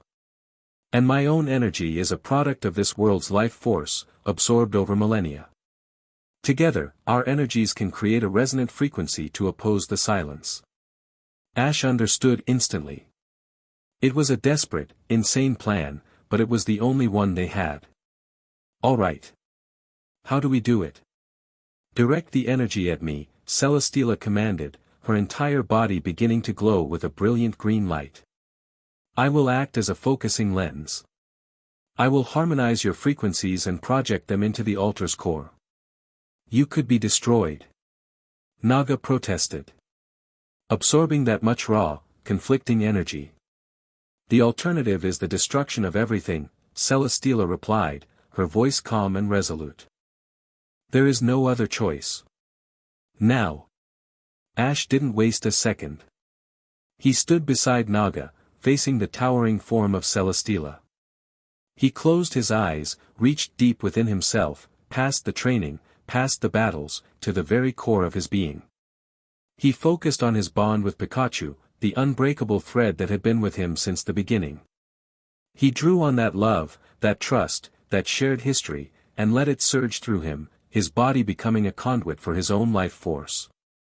A brilliant, blue-white aura erupted around him, so powerful it pushed back the oppressive cold of the null. Beside him, Naga roared, her crest flaring with a blinding, golden-purple light. She channeled the wild, chaotic energy of ultra space, the power of a creature born in the void, and fired a concentrated beam of dragon pulse at Celesteela. At the same time, Ash thrust his hands forward, unleashing his own power not as a sphere, but as a raw, untamed torrent of pure aura. The two beams, one of draconic chaos and one of heartfelt order, struck Celesteela. The ancient UB shuddered, her metallic form groaning under the strain. For a moment, Ash thought she would break apart. But then, she focused the two energies, her own ancient, green life force acting as a crucible. The three energies merged, swirled, and harmonized into a single, tricolored beam of unimaginable power. It was the color of new life, of distant stars, and of an unbreakable bond. Celesteela redirected the beam, firing it directly into the heart of the stone altar. The effect was instantaneous. The altar of the sun exploded with light. The temporal flickering stopped. The oppressive cold of the null was not just pushed back, but annihilated, burned away by a tidal wave of pure, life-affirming energy. Solgaleo solidified, the shimmering distortion around it vanishing. It let out a triumphant, full-throated roar that shook the very mountains, a sound of victory and relief. The unstable pillar of light stabilized into a brilliant, steady wormhole, its connection to its counterpart secure once more. The beam cut off. Celesteela slumped, the light in her body dimming, her rocket arms folding as if in exhaustion. Naga stumbled, panting heavily. Ash fell to one knee, sweat pouring down his face, his body trembling from the exertion. Projecting that much raw aura had drained him almost completely. Solgaleo padded over to them, its great head nudging Ash's shoulder in a gesture of profound gratitude. It then turned to Celesteela and Naga and gave them a respectful nod. The Star Child, now a mighty legend, recognized the saviors of its very existence. Did we do it? Ash asked, his voice hoarse. We have reinforced the anchor, Celesteela said, her voice strained but steady. The bridge is stable. For now. She looked at Ash, and for the first time, he saw something in her ancient eyes beyond patience and wisdom. He saw respect. Deep, profound respect. Your power, monarch, it is even greater than our projections suggested. You are not just an anchor. You are a creator. A source. The trial had not been a philosophical debate. It had been this. A test of his willingness to risk everything, to trust his allies, and to pour his very soul into the defense of his world. As Solgaleo opened a stable wormhole and departed, its duty done, the three of them stood in silence on the restored altar. They had faced the null's power directly and won. But the victory felt hollow. They had only repaired a single crack in a dam that was threatening to burst. Ash looked from the exhausted but resolute Naga to the weary but unshakable Celesteela. He had passed another 2 trials. But these weren't games or tests of worthiness anymore. They were battles in a war, each one forging his disparate, chaotic group of suitors into something more. Something that looked, frighteningly, like a team. And he was, without question, their leader. Chapter 5, The Monarch and the Brothers' Gauntlet. The fragile peace forged at the altar of the sun lasted less than a day. Ash had barely recovered from the massive expenditure of aura when he found Gladion waiting for him on the private balcony of his suite at Ether Paradise. The sun was setting, painting the sky in fiery strokes of orange and purple, but Gladion's presence was a pocket of cold shadow against the vibrant backdrop. His arms were crossed, his expression was thunderous, and Silverly stood at his side like a living statue carved from anger. "We need to talk," Gladion said. There was no preamble, no greeting. His voice was flat, sharp, and held the dangerous edge of a razor blade. Ash had been expecting this. He had felt Gladion's simmering frustration growing since the proposals, and the attack on the altar had been the final spark. "I figured we did," Ash replied, walking to the railing and looking out at the fading light. "You're worried about Nyla." "I'm worried about all of it," Gladion snapped, his control finally breaking. "This entire situation has spiraled into a cosmic mess, and you are standing right in the eye of the storm, smiling like you're on a vacation. You're treating this like another one of your adventures, Ketchum. But this isn't some regional tournament. My sister, my family, is in danger." The word sister was a shield, a wall Gladion threw up to define his relationship with Nyla. Ash could feel the fierce, protective love pouring off him, a love that was terrified and lashing out. "I'm not smiling, Gladion," Ash said, his voice quiet but firm. "And I know exactly what's at stake. I was there, remember? At the altar. I'm not taking this lightly. Aren't you?" Gladion shot back, taking a step forward. "You're entertaining them. A race with Pheromosa, a scavenger hunt with Blacephalon. You're letting them treat this like some kind of game, a contest for your affection. And while you're playing along, a god-level enemy is trying to erase reality, and my sister is having panic attacks in the garden because she's afraid of being unwritten." His voice cracked on the last word, a fissure in his carefully constructed armor of indifference, revealing the raw fear beneath. "She's tied to Lily's memories. She's gentle, she's fragile. She is not a warrior like Pheromosa or a weapon like Celesteela. She can't handle this kind of fight. She can't handle being a pawn in this insane political game Anama is trying to play. None of them can."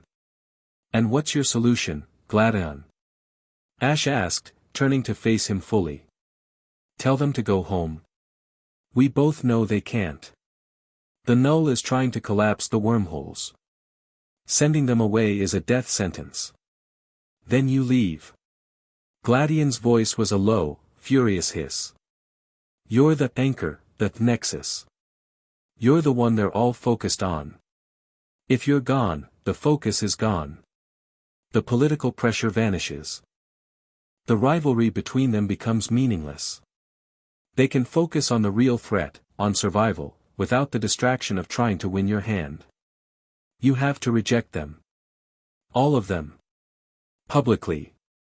Then you get on a plane and you go back to being the world monarch somewhere else. Anywhere but here." Ash stared at him, the sheer, brutal logic of the argument hitting him like a physical blow. Gladion was willing to sacrifice a potential alliance, to throw away the most powerful allies they had, just to get Nyla out of the spotlight. It was a strategy born of pure, desperate love. "I can't do that, Gladion." "You won't, you mean," Gladion sneered. "Are you enjoying this? The attention? Having 5 impossibly powerful women fighting over you? Does it feed your ego, monarch?" That was the line. Ash's calm finally broke. His aura flared, a sharp spike of indignant anger that made Silverly growl and shift its weight. "You think that's what this is about?" Ash's voice was dangerously quiet. "You think I'm enjoying watching beings I care about being hunted? You think I like being the center of a political firestorm that could get them all dissected in a lab somewhere? I'm trying to hold this all together, Gladion. I'm trying to turn a group of terrified, prideful rivals into a team that can actually fight back. Because like it or not, they are our best and only chance of surviving what's coming. They're a liability. Gladion yelled. Their rivalry will tear them apart at the first sign of real pressure. You can't lead them. You're just a kid who got lucky. The words hung in the air, a deliberate, calculated insult designed to wound. For a moment, the old rivalry between them, the clash of two boys on the path to greatness, flared to life. Fine, Ash said, the single word cutting through the tension. A decision had been made. You want to talk about strength? About who can protect them? Then let's talk in the only language you've ever really respected. He met Gladion's furious gaze, his own eyes burning with a challenger's fire. Mount Lanakila. The summit. Where the League was founded. A full 6-on-6 battle. Tomorrow at dawn. Gladion's eyes widened slightly, then narrowed in acceptance. What are the stakes? If you win, Ash said, his voice ringing with conviction, I'll do it. I'll do exactly what you say. I'll publicly reject all of them and leave Alola. I'll take the heat, I'll be the villain, and I'll walk away. A flicker of surprise crossed Gladion's face. He hadn't expected Ash to agree to such absolute terms. And if you win? Ash's expression softened slightly. If I win, you stop fighting me and you start fighting with me. You accept that I am the one who has to lead this, and you use that fierce, protective instinct of yours to help me. You become my second in command. You help me protect all of them. Including Nyla. He was offering not just a battle, but a partnership. A way to channel Gladion's fear and anger into something productive. It was a strategic, empathetic move, and it caught Gladion completely off guard. Gladion stared at him for a long, silent moment, processing the terms. This wasn't just a battle for dominance. It was a battle for the soul of their strategy, for the future of their fight against the Null. Finally, he gave a sharp, decisive nod. Dawn, he said, and turned on his heel, his cloak swirling behind him as he and Sylvie departed, leaving Ash alone on the balcony as the last light of day bled from the sky. The peak of Mount Lanakila was a world of ice and wind. The air was thin and bitingly cold, a stark contrast to the tropical warmth of the islands below. Here, at the summit, the Alolan Pokemon League Stadium stood empty, a silent monument to past glories. The battlefield, a pristine rectangle of stone, was coated in a thin layer of frost. Ash stood on one side, his breath pluming in the frigid air. Pikachu was on the field, his body tense, his cheeks already sparking in anticipation. Across from him, Gladion stood impassive, his expression unreadable in the gray light of pre-dawn. He had already called his first Pokemon, his own Lycanroc, the midnight form, a creature of pure, feral power, its red eyes glowing with predatory intent. Professor Kukui had agreed to referee, standing on a raised platform, his face grim. He understood the weight of this battle. It was more than a rivalry, it was a judgment. The 5 UB girls were also there, watching from the stands, a silent, powerful audience. They knew what was at stake. This will be a full 6-on-6 battle between the challenger, Gladion, and the world monarch, Ash. Kukui's voice boomed across the empty stadium.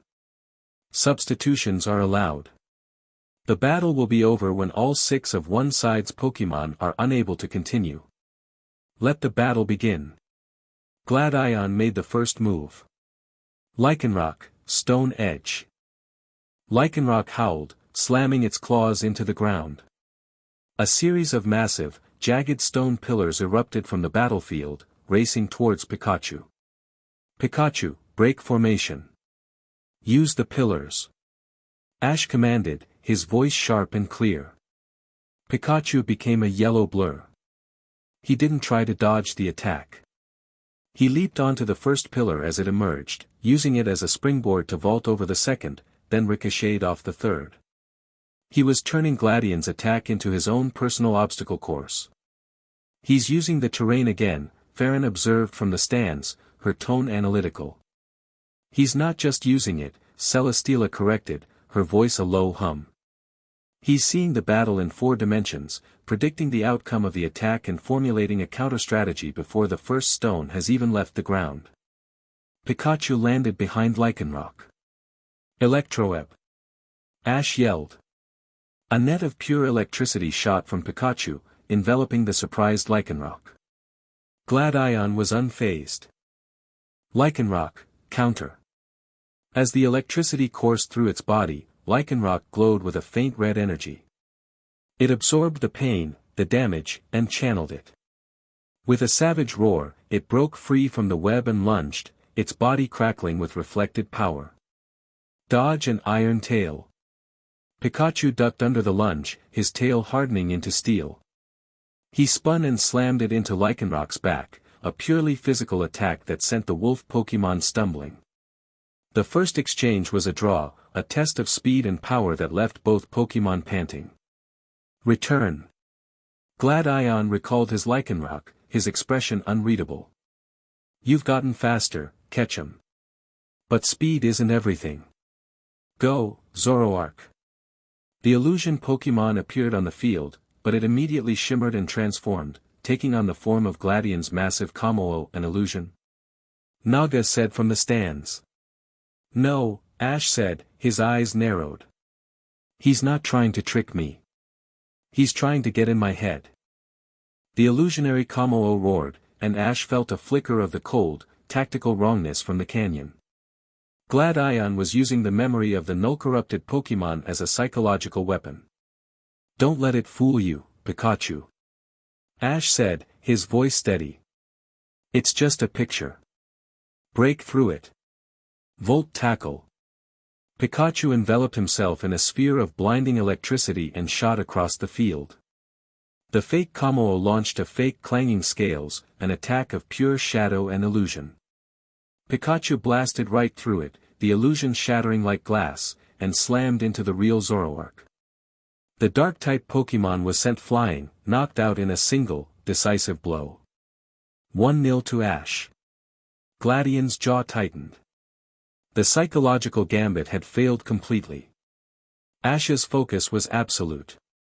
You're not the same kid I battled in the league, he muttered, recalling Zoroark. Go, Silvally. His ace appeared, its multi-type head crest glowing. Gladion inserted a memory disk. Dark memory. Silvally's form was enveloped in a shadowy aura. A perfect counter to Ash's own ace in the hole. Then let's meet it head-on. Ash grinned, grabbing a pokeball from his belt. I choose you, Naganadel. He threw the ball, and Naga, his Naga, the one who had flown him here, who had chosen to join his team for this fight, materialized on the field, her draconic form magnificent against the icy peaks. The Naga in the stands watched with rapt attention. 2 Nagas. Kukui sputtered. She chose to fight with me, Ash explained simply. The battle that followed was a breathtaking display of speed and power. Silvally, now a dark type, was immune to Naganadel's psychic moves, and its dragon-type moves were not very effective against the steel-like components of Silvally's body. Gladion had the type advantage. But Ash had the bond advantage. He and Naganadel moved as one. Dragon Pulse, on the ground. Ash commanded. Naganadel fired a blast at the icy floor, creating a cloud of steam and ice shards. Now, X-Scissor through the cloud. Naganadel burst from the mist, her claws glowing green, slashing at Silvally from an unexpected angle. Silvally took the hit, stumbling back. Multi-attack. Gladion roared. Silvally's body glowed with dark energy as it charged, a living battering ram of shadowy power. Meet it head-on. Dragon Rush. Ash countered. Naganadel enveloped herself in a swirling aura of draconic energy, a blue-green comet of pure power. The 2 Pokémon collided in the center of the stadium with an explosion of light and energy that shook the entire summit. When the dust settled, both Pokémon were still standing, but both were heavily damaged. It was a brutal, head-on clash of wills. The battle raged on. Ash's Incineroar faced off against Gladion's Lycanroc again, a fiery brawl of claws and fangs that ended in a double knockout. Ash's own Lycanroc, the dusk form, engaged in a lightning-fast duel with Gladian's Umbreon, a tactical dance of feints and counters. The score was 4-4. Both trainers were down to their last two Pokémon. Ash had a weakened Pikachu and his powerful Melmetal. Gladion had his main powerhouse, Silvally, and one Pokémon left. "This is it, Ketchum," Gladion said, his voice strained. "No more tricks. No more games. Just power. Go." He threw his final Pokeball. The creature that emerged made everyone gasp. It was a Nihilego.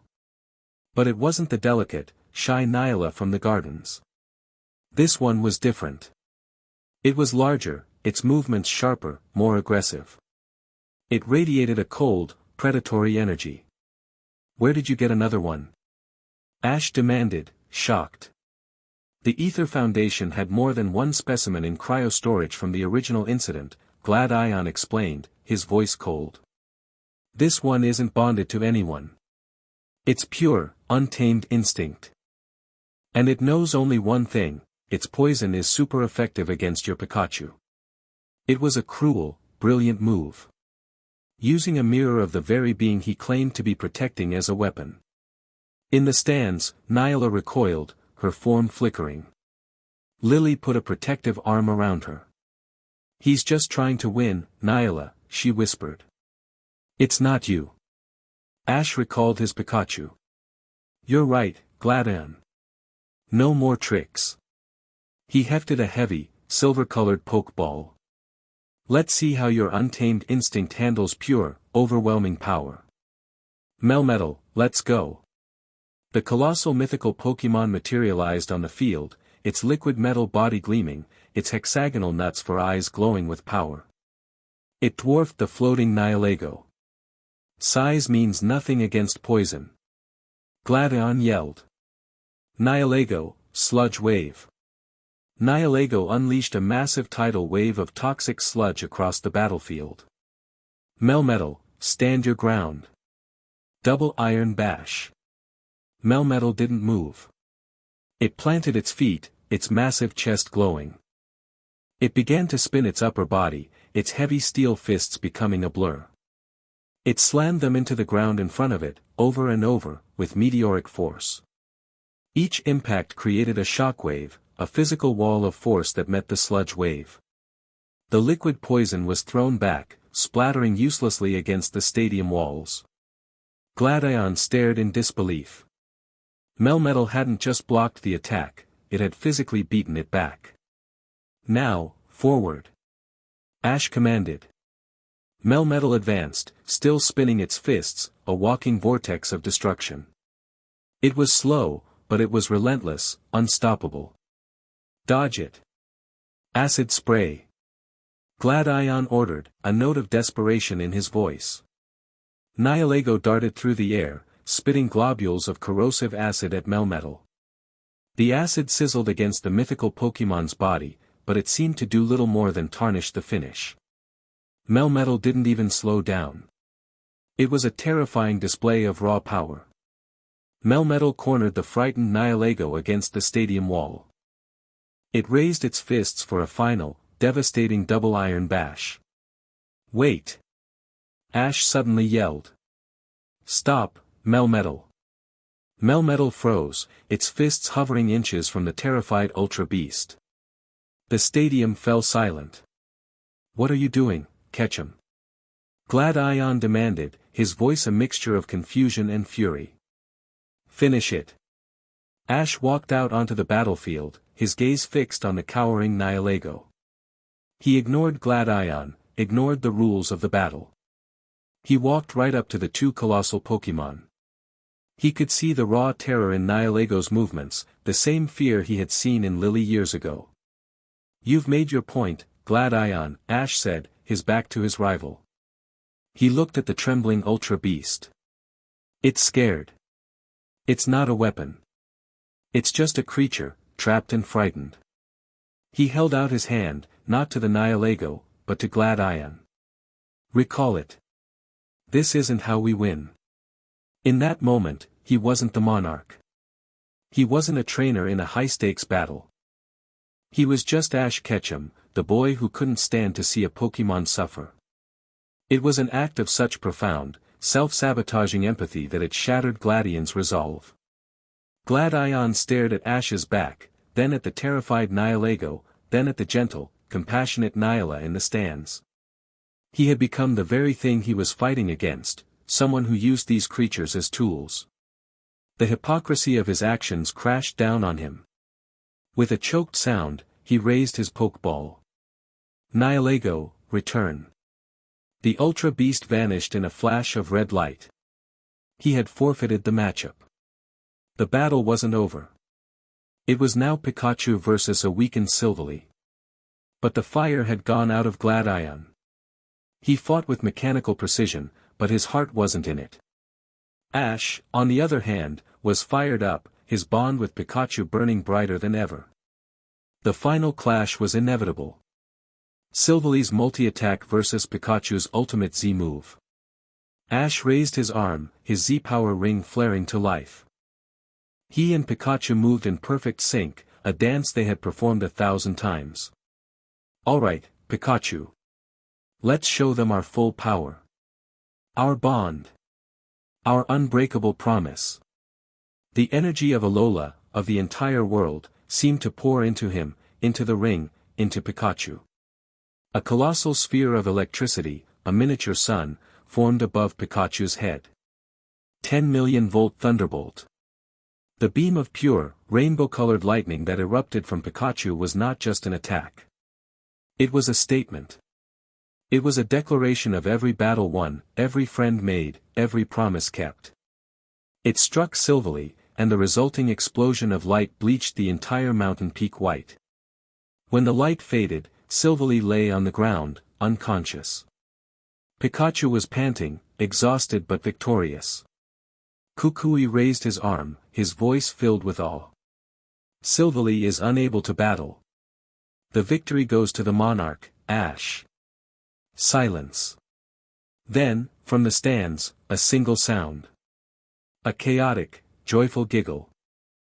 Blaze was on her feet, setting off a shower of harmless, celebratory sparks. Naga let out a soft, proud cry. Even Farron had a look of grudging respect on her face. Ash walked to the center of the field. Gladion stood over his fallen Silvally, his shoulders slumped. He didn't look defeated. He looked humbled. You could have won, Gladion said quietly, not looking at him. You could have let Melmetal finish Nihilego. Why did you stop? Because that's not what strength is, Gladion, Ash said, his voice gentle. Strength isn't about being willing to sacrifice others. It's about being strong enough not to. It's about protecting everyone. Even your opponent. Gladion finally looked up, and for the first time, Ash saw not a rival, but an ally. The anger was gone, replaced by a weary understanding. It was at that moment of reconciliation, of quiet victory, that the world went cold. A figure stepped out of the shadows of the stadium entrance. It was the Null Agent. But he was different. The black crystals on his suit were larger, more pronounced. He wasn't alone. Behind him stood a small squad of Ether employees, their eyes glowing with the same cold, blue light, their bodies encased in the same corrupting crystal. And flanking him were two Pokémon, a massive, hulking Machamp and a sleek, deadly Alakazam, both of their bodies partially coated in the light-absorbing black material. A commendable display of chaotic energy exchange, the lead agent droned, his voice echoing in the silent stadium. His gaze swept over the exhausted Pokémon and trainers. But ultimately, pointless. He raised his Null rifle, but this one was larger, more advanced. The master has grown impatient. The initial data acquisition is complete. Phase 2 will now commence. The subject known as Silvally has been identified as a primary target for purification. An abomination of blended types. An affront to order. He aimed the rifle not at Ash, but at Gladion's unconscious Silvally. Get away from it. Gladion roared, throwing himself in front of his partner. The agent didn't hesitate.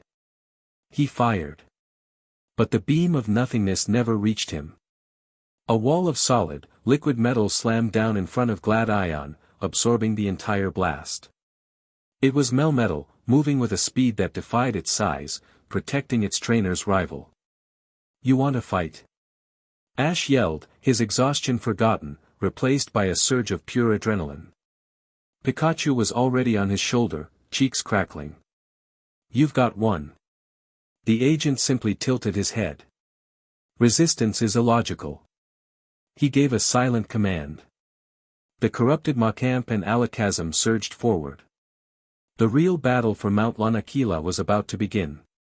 The duel had been a prelude. This was the war. Chapter 6, The Monarch and the Guardian's Judgment. The Null Agent's attack was not a chaotic frenzy. It was a symphony of chilling precision. The corrupted Alakazam's eyes glowed with cold, blue psionic energy. It didn't teleport wildly, it used its psychic power to bend space, causing the very ground beneath Ash's feet to buckle and warp. At the same time, the crystalline Machamp charged, its four arms a blur, each punch aimed not at Ash himself, but at the spots where Ash would be a split second later, a terrifying display of predictive combat. Gladion, get Silvally out of here. Ash yelled, narrowly dodging a punch that shattered the stone where he'd been standing. Melmetal stood its ground, a colossal metal shield, absorbing a barrage of psychically thrown icicles from Alakazam.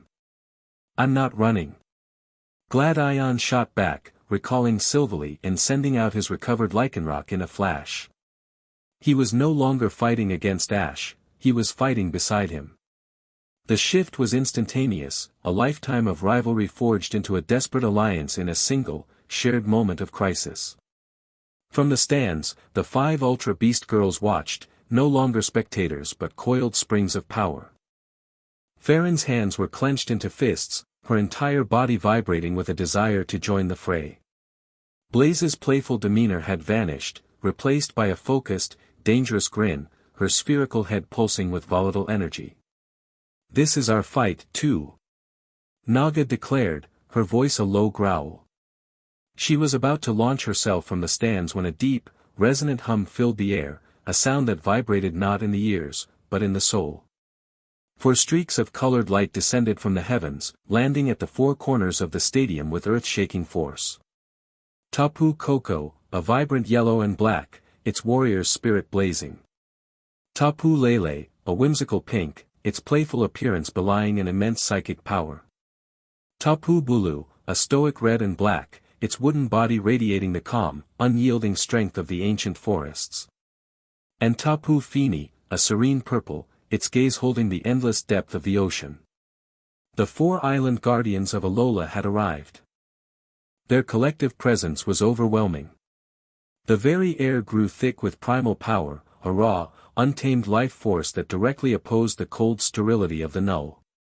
The Null Agent and his corrupted forces recoiled, their movements faltering as if hit by a physical wave. Tapu Koko zipped forward, a blur of yellow electricity, appearing directly between the combatants. It did not speak in words. It projected its intent, a powerful, commanding telepathic broadcast that every being on the mountain, human, Pokemon, and Ultra Beast, understood perfectly. Enough. The single word was a thunderclap in their minds. The fighting ceased. The Null Agent took a half step back, his weapon lowered, his glowing blue eyes analyzing this new, powerful variable. Tapu Koko's masked head turned, its gaze sweeping over the UB girls, then Ash and Gladion, and finally settling on the Null Agent. Its judgment was swift and absolute. You. Abomination. You wear the skin of this world but carry the stench of the Great Silence. You are not welcome here. With a screech of furious energy, Tapu Koko's body became a vessel for the island's wrath.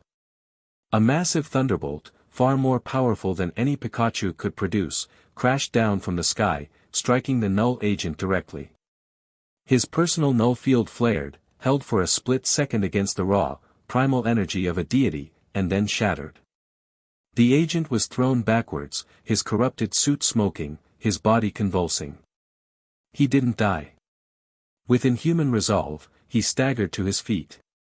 "This changes the parameters," he droned, his voice distorted.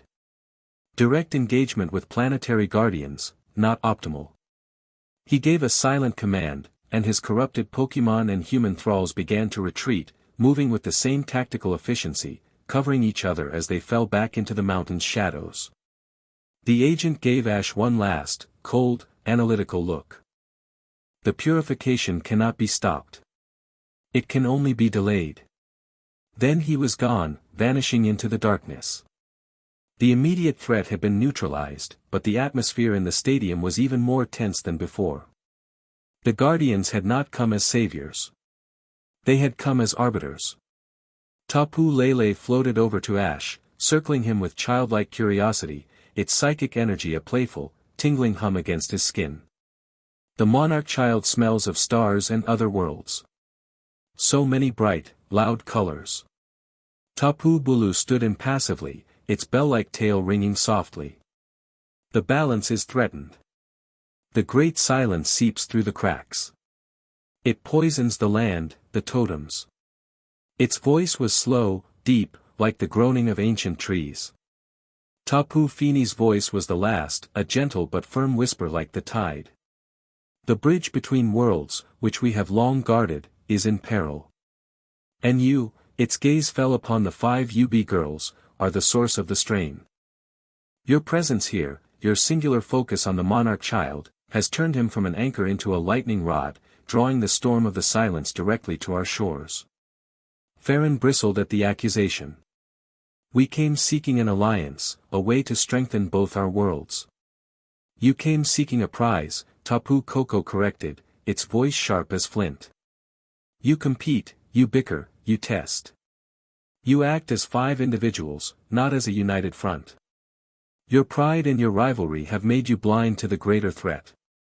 As you are now, you are not allies. You are a liability. The Guardian's judgment was harsh, and it was true. The UB girls exchanged uneasy glances. Their individual quests had inadvertently endangered the very world they sought to form a pact with. Ash stepped forward, placing himself between the Guardians and the UBs. They're not the enemy here. They're learning. We're learning. We fought the null together at the altar. You patched a single hole in a collapsing dam, Tapu Bulu rumbled. A commendable effort, but it is not enough. The great silence does not tire. It does not feel. It will continue to press until it succeeds. To fight it, you must be more than a collection of powerful individuals. You must be a single fist. The 4 Guardians moved, surrounding Ash and the 5 UB girls.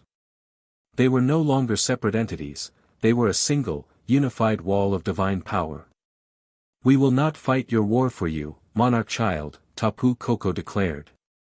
This is a trial of your making. But we will offer you a path. A chance to prove that you can lead these disparate forces. A chance to prove that your alliance is one of true unity, not selfish desire. The air in the center of the stadium began to shimmer. Tapu Lele giggled, clapping its hands, and a psychic image appeared in the air before them, a map of the 4 islands of Alola. On each island, a single point of light glowed, the ruins of conflict on Mele Mele, the ruins of life on Akala, the ruins of abundance on Ula Ula, and the ruins of hope on Pony. 4 ancient beacons, Tapu Fini explained. They have not been lit since the first days of Alola, when the light of our world was new. They are attuned to the lifeblood of the islands. The great silence fears them, for they sing the song of life, a melody that is poison to its silent order.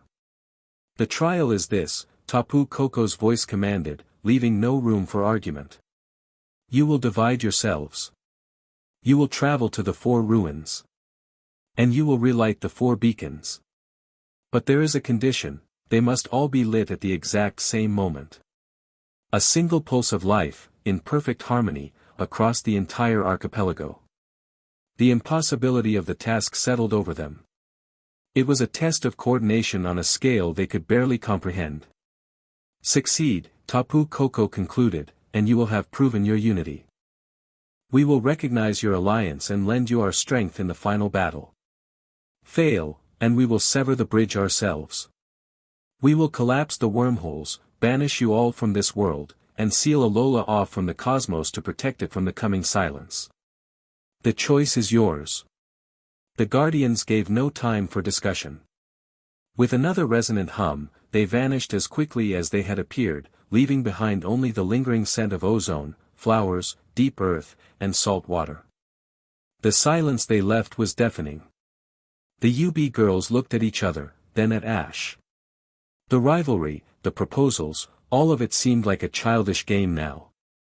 They had been given an ultimatum by the gods of this world: unite, or be erased. This is insane, Blaze muttered, her usual chaotic energy subdued. How are we supposed to coordinate across 4 islands with that kind of precision? They designed this to make us fail, Farron stated, her arms crossed, though her usual arrogance was tempered with a grudging respect for the Guardian's strategy. It's a test of logistics, communication, and trust. All qualities we have spectacularly failed to demonstrate. Then we'll just have to start demonstrating them, Ash said, his voice cutting through the rising despair. All eyes turned to him. The exhaustion from his battle with Glad Ion was gone, replaced by the sharp, focused energy of a commander. This was his element. A complex problem, impossible odds, and a team that needed a leader. He walked to the center of the field, where the psychic map still shimmered faintly. Okay. Let's break it down. For beacons, 6 of us. Glad Ion, you're with me. We need a central command. The Ether Paradise is perfectly positioned between the islands. We'll coordinate from there. That leaves 4 beacons and 5 of you. He looked at them, his gaze assessing, strategic. This isn't about who is strongest. It's about who fits where. Farron. The ruins of conflict on Melee. It's the closest, but the Guardians will likely have traps to test your patience. Your speed will let you bypass them, but only if you're smart, not just fast. You'll go alone. You need to prove you can rely on yourself without needing to dominate others. Farron opened her mouth to protest being sent alone, then closed it. The logic was sound. It was a direct challenge to her core nature. She nodded curtly. Naga, Ash continued. The ruins of abundance on Alola. It's a mountainous, difficult terrain. Your flight gives you the advantage. You can navigate it faster than anyone. He gave her a confident look. I'm counting on you. Naga's expression firmed with resolve. Celesteela. The ruins of hope on Pony Island. That's the most remote and the most dangerous. It's where the veil between worlds is thinnest. Your ancient knowledge, your ability to sense cosmic shifts, will be vital to stabilize the area before the beacon can even be lit. You're the only one who can handle the ambient energy there. Celesteela inclined her head in a gesture of solemn agreement. That left Akala Island, the ruins of life. And 2 UBs. Blaze and Nyla. Blaze. Nyla, Ash said, turning to the unlikely pair. You 2 are going to Akala. Together. A wave of protest erupted. Her.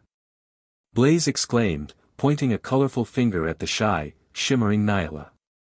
She's a walking panic attack. She'll slow me down. I work better with chaos and explosions, not quiet contemplation. Nyla shrank back, her form flickering. I would only be in the way. Her energy is so loud. That's exactly why you're going together, Ash said, his voice firm, silencing them both. He looked at Blaze. Blaze, your chaos is your greatest strength, but it's also your greatest weakness. It's unfocused. Nyla is an empath. She can feel the life force of the island, the very thing the beacon responds to. She can guide you, show you the path of least resistance, help you focus your explosive power where it will be most effective instead of just blowing things up for fun. Then he turned his gentle but firm gaze on Nyla. And Nyla, you have a deep well of power you're afraid to touch. You need to learn to be brave, not just for yourself, but for others. Blaze is unpredictable, spontaneous. She'll force you out of your comfort zone. You two are opposites, and that's why you'll work. You will temper her chaos, and she will ignite your courage. Lily, who had come down to the field with Kukui, looked at Ash with wide, amazed eyes. He wasn't just giving orders. He was seeing the potential in each of them, understanding their flaws and strengths, and forging them into a weapon. The boy she knew was gone, replaced by a true monarch. Gladion stepped forward, nodding his approval. The logic is sound. But what about the enemy? The agent is still out there. He knows we're vulnerable when we're split up. I know, Ash said grimly. That's the other part of the test. We're not just fighting the clock. We're fighting a war on 4 fronts. He looked at the group, his gaze hard as steel. Listen to me. Communication is everything. We'll use the Ether Foundation's network to stay in constant contact. No lone wolf tactics. If you run into trouble, you report it immediately. No one is too proud to ask for help. Understood? One by one, they nodded. Farron, Blaze, Naga, Celesteela, even Nyla, who gave a small, hesitant affirmation that was felt more than heard. Good, Ash said. The psychic map faded, and the first rays of the rising sun crested the mountain peak, bathing the stadium in golden light. The trial starts now. Everyone, move out. The group broke apart, a whirlwind of motion. Farron became a white blur, streaking down the mountain. Naga took to the skies with a powerful cry. Celesteela launched herself into the air, a silent green rocket aimed for Pony. Blaze grabbed the trembling Nyla by the hand, gave a manic grin, and said, "All right, Wallflower. Let's go make some beautiful noise," before they both vanished in a shower of confetti. Ash, Gladion, and Lily, who had insisted on helping coordinate, especially for Nyla, rushed to a waiting ether helicopter. As they ascended, leaving the icy peak behind, Ash looked down at the island spread out below them like a map on a table. 4 tiny beacons of hope, moving towards 4 points of light, all while being hunted by an enemy from the void. The Guardian's judgment had been passed. Now, their own trial by fire had begun. The first report came less than an hour later, patched through to the command center they'd established in Ether Paradise. It was Farron's voice, tight with frustration. "I've reached the ruins of conflict. The entrance is sealed by a barrier of willpower. The Tapu's psychic energy. It won't break. It only yields if I stand perfectly still. It's a test of patience, Farron," Ash said into his headset. "Something you're not known for. You have to beat your own instincts." A furious hiss came over the comm. "I am aware of the irony, Monarch. Just, tell the others not to light anything yet." The line went dead. Minutes later, another call. "Naga. Ash, I have a problem. The path to the ruins of abundance is blocked by a forest of enraged Pinsir and Scyther. They're not corrupted, just territorial. I can't fly over them, the canopy is too thick. And I can't fight my way through, there are too many, and we're on a clock." "Don't fight them," Ash advised, pulling up a topographical map of Ulula. "Find the leader. There's always an alpha. Challenge it. A one-on-one battle. Show respect, prove your strength. It's the law of the wild." There was a pause, then Naga's determined voice. "Understood. I will find the alpha." The pressure was mounting. 2 teams were already bogged down. Then came the call he had been dreading. It was Lily, her voice shaking, patching through a frantic message from Akala. "Ash. It's the Null Agent. He's here." Blaze's voice cut in, punctuated by the sound of explosions. The creepy crawly's back, and he brought friends.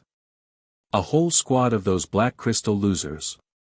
We're pinned down outside the ruins of life. Ash's blood ran cold. The weakest link. The most vulnerable team. The null had struck exactly where he knew it would hurt the most. Nyla, are you okay? Lily asked desperately. A faint, terrified whisper came over the line, Nyla's mental voice, shaky and distorted by static. There are so many. The cold, it's so strong. Lily, I'm scared. Stay strong, Nyla. Ash commanded, his knuckles white as he gripped the console. Blaze, protect her. Do not engage. Just defend. Buy time. That's the plan, hotshot. Blaze yelled, another massive explosion rocking the transmission. But I don't know how long we can hold them off.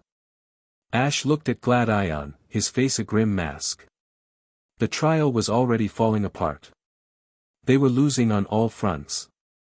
And the weakest of them, the one whose courage he had tried to ignite, was about to be extinguished by an enemy made of pure, cold silence. Chapter 7, The Monarch and the Silent Invasion. They're channeling their power into a suppression device. Blaze's voice shrieked over the comm, the sound distorted by a deafening cascade of explosions. It's a big, ugly crystal thing. It's draining the life out of the whole jungle. The trees are turning gray. On the main monitor in the Ether Command Center, a drone feed showed a terrifying scene. The lush, vibrant jungle surrounding Akala's ruins of life was rapidly losing its color, the green leaves fading to a sickly, monochromatic gray. In the center of the decay stood the lead null agent, flanked by his squad. They stood in a circle around a massive, pulsating black crystal that had erupted from the ground, pouring their cold energy into it. The device was projecting the zone of silence on a massive scale, a bubble of anti-life that was expanding by the second. Blaze was a whirlwind of colorful, desperate violence. She was creating explosive clones of herself, sending them on suicide runs to detonate against the Null Squad's shields. It was a brilliant, chaotic defense, but it was a losing battle. They were being systematically pushed back towards the entrance of the ruins, where Nyla was huddled, her form flickering violently, overwhelmed by the tide of negative energy. Ash, we can't hold. Blaze yelled, her voice strained. Nyla's fading. The air is getting too thin to breathe, energetically speaking. I'm on my way, Ash said, his voice a low, dangerous calm. He was already out of his chair, grabbing a belt of pokeballs. Pikachu was on his shoulder, a tense ball of furious electricity. You can't. Gladion argued, grabbing his arm. Your job is to command. If you leave, we lose our central coordination. Who's going to guide Farron and Naga? You are, Ash said, meeting his gaze. There was no time for debate. You know the plan. You know what they need to do. Guide them home, Gladion. I have to go. It was a direct order, an absolute transfer of trust. He was entrusting the success of the entire trial to his former rival. Gladion's eyes widened, the weight of the responsibility crashing down on him. He looked from Ash's resolute face to the desperate scene on the monitor, and nodded. Go. End this. Ash didn't need another word. He was already sprinting for the hangar, where his Charizard was waiting. The flight to Akala was a silent, wind-blasted prayer. He pushed Charizard to its absolute limit, the world below a green and blue blur. He could feel Nyla's life force through his aura, a tiny, flickering candle flame in a hurricane of cold. He had to get there. He had to. He arrived like a thunderbolt. Charizard descended from the sky in a steep, roaring dive, landing in the gray, lifeless clearing between Blaze and the Null forces. The impact of his landing cracked the stone ground. Ash leaped from his back before he even fully touched down, Incineroar and Lycanroc materializing from their pokeballs at his side. The lead Null agent turned his head, his cold blue eyes showing the faintest flicker of something. Annoyance. The carrier. Your arrival was calculated. It changes nothing. The beacon will be silenced. You're not silencing anything today, Ash growled, his aura flaring, a beacon of defiant warmth in the oppressive cold. The gray decay seemed to halt at the edge of his power. Get away from her. He looked past the agent to where Nyla was. She was almost completely translucent, her crystalline form barely visible against the stone wall of the ruins. Blaze stood in front of her, a panting, exhausted guardian, her own vibrant colors muted by the null field. Took you long enough, Monarch. Blaze called out, though her voice was filled with relief. You did good, Blaze, Ash said, not taking his eyes off the agent. Get her inside the ruins. Now. Blaze didn't argue. She scooped up the barely there Nyla and darted into the ancient stone structure. The agent made no move to stop them. His target was Ash. Your emotional responses are inefficient, the agent droned. This entire conflict could have been avoided if you had simply surrendered to the inevitable purification. There's nothing pure about what you do, Ash shot back. You don't create order. You just create emptiness. He pointed a finger at the agent. Incineroar, Darkest Lariat. Lycanroc, Accelerock. His two powerhouse Pokémon charged. The null agent gave a silent command. His corrupted Machamp intercepted Incineroar, their powerful forms meeting in a brutal clash of spinning fire and crystalline fists. The corrupted Alakazam's eyes glowed, and it used its psychic power to create a maze of invisible walls, trying to trap the speeding Lycanroc. The battle was joined. It was a chaotic, desperate struggle in a dying forest. Ash's Pokémon fought with passion and fury, their bonds with their trainer giving them strength even within the oppressive null field. But the corrupted Pokémon fought with cold, flawless tactics, their every move calculated for maximum efficiency. Ash knew he couldn't win a battle of attrition. The null field was still active, still draining everything around it. He had to take out the device. Pikachu, you and me, he yelled. We're going for the crystal. He broke into a sprint, weaving through the clashing behemoths. Pikachu was a yellow streak on his shoulder. The null agent's thralls moved to intercept him, their eyes glowing with the same cold blue light. They were armed with smaller, handheld versions of the null rifle. Charizard, Flamethrower. Create a wall. Charizard unleashed a massive torrent of fire, not at the enemy, but in a wide arc in front of Ash, creating a shimmering curtain of heat and flame. The null thralls recoiled, their weapons unable to penetrate the intense heat. It gave him the opening he needed. He burst through the wall of fire, his clothes singed, and found himself face to face with the lead agent, who stood guarding the pulsating black crystal. Your tactics are becoming predictable, Carrier, the agent said, raising his advanced null rifle. Create a diversion, then charge the primary objective. It's not a trick if it works. Ash retorted, and then he did something the agent couldn't have predicted. He didn't attack. He slid, dropping low to the ground and scooping up a handful of the gray, lifeless dirt. Pikachu, now. Pikachu leaped from his shoulder, and Ash threw the dirt into the agent's face. It was a playground tactic, a move of such simple, childish improvisation that the agent's predictive combat algorithms couldn't process it. For a fraction of a second, the agent was blinded. It was all the time Pikachu needed. Iron Tail. On the rifle. Pikachu's tail, glowing like polished steel, slammed down on the barrel of the null rifle. The weapon sparked violently and flew from the agent's grasp. Ash was already on his feet, his fist glowing with a brilliant blue aura. He slammed his fist not at the agent, but at the massive black crystal. The impact created a spiderweb of cracks, and a piercing shriek of feedback erupted from the device. The oppressive null field flickered. The agent recovered, his face a mask of cold fury. He lunged at Ash, his hands morphing into crystalline blades. He was faster, stronger than he had been at Ether Paradise. But Ash wasn't alone. As the agent's blades descended, a shimmering, translucent shield materialized in front of Ash, blocking the blow. It was Nyla. She stood beside him, her form no longer flickering, but blazing with a soft, determined, golden light. Blaze was right behind her, her colors brighter than ever, her hand on Nyla's shoulder. "I will not let you hurt him." Nyla's voice echoed in all their minds, no longer a timid whisper, but a powerful, resonant declaration. The agent stumbled back, his crystalline blades cracking against her shield. The pure, life-affirming energy she was projecting was anathema to him. It was the first time his power had been actively, fundamentally countered, not just blocked or resisted. "What is this?" the agent stammered, the first hint of confusion entering his monotone voice. "It's called courage," Ash said, a grin spreading across his face. He put his hand on Nyla's other shoulder.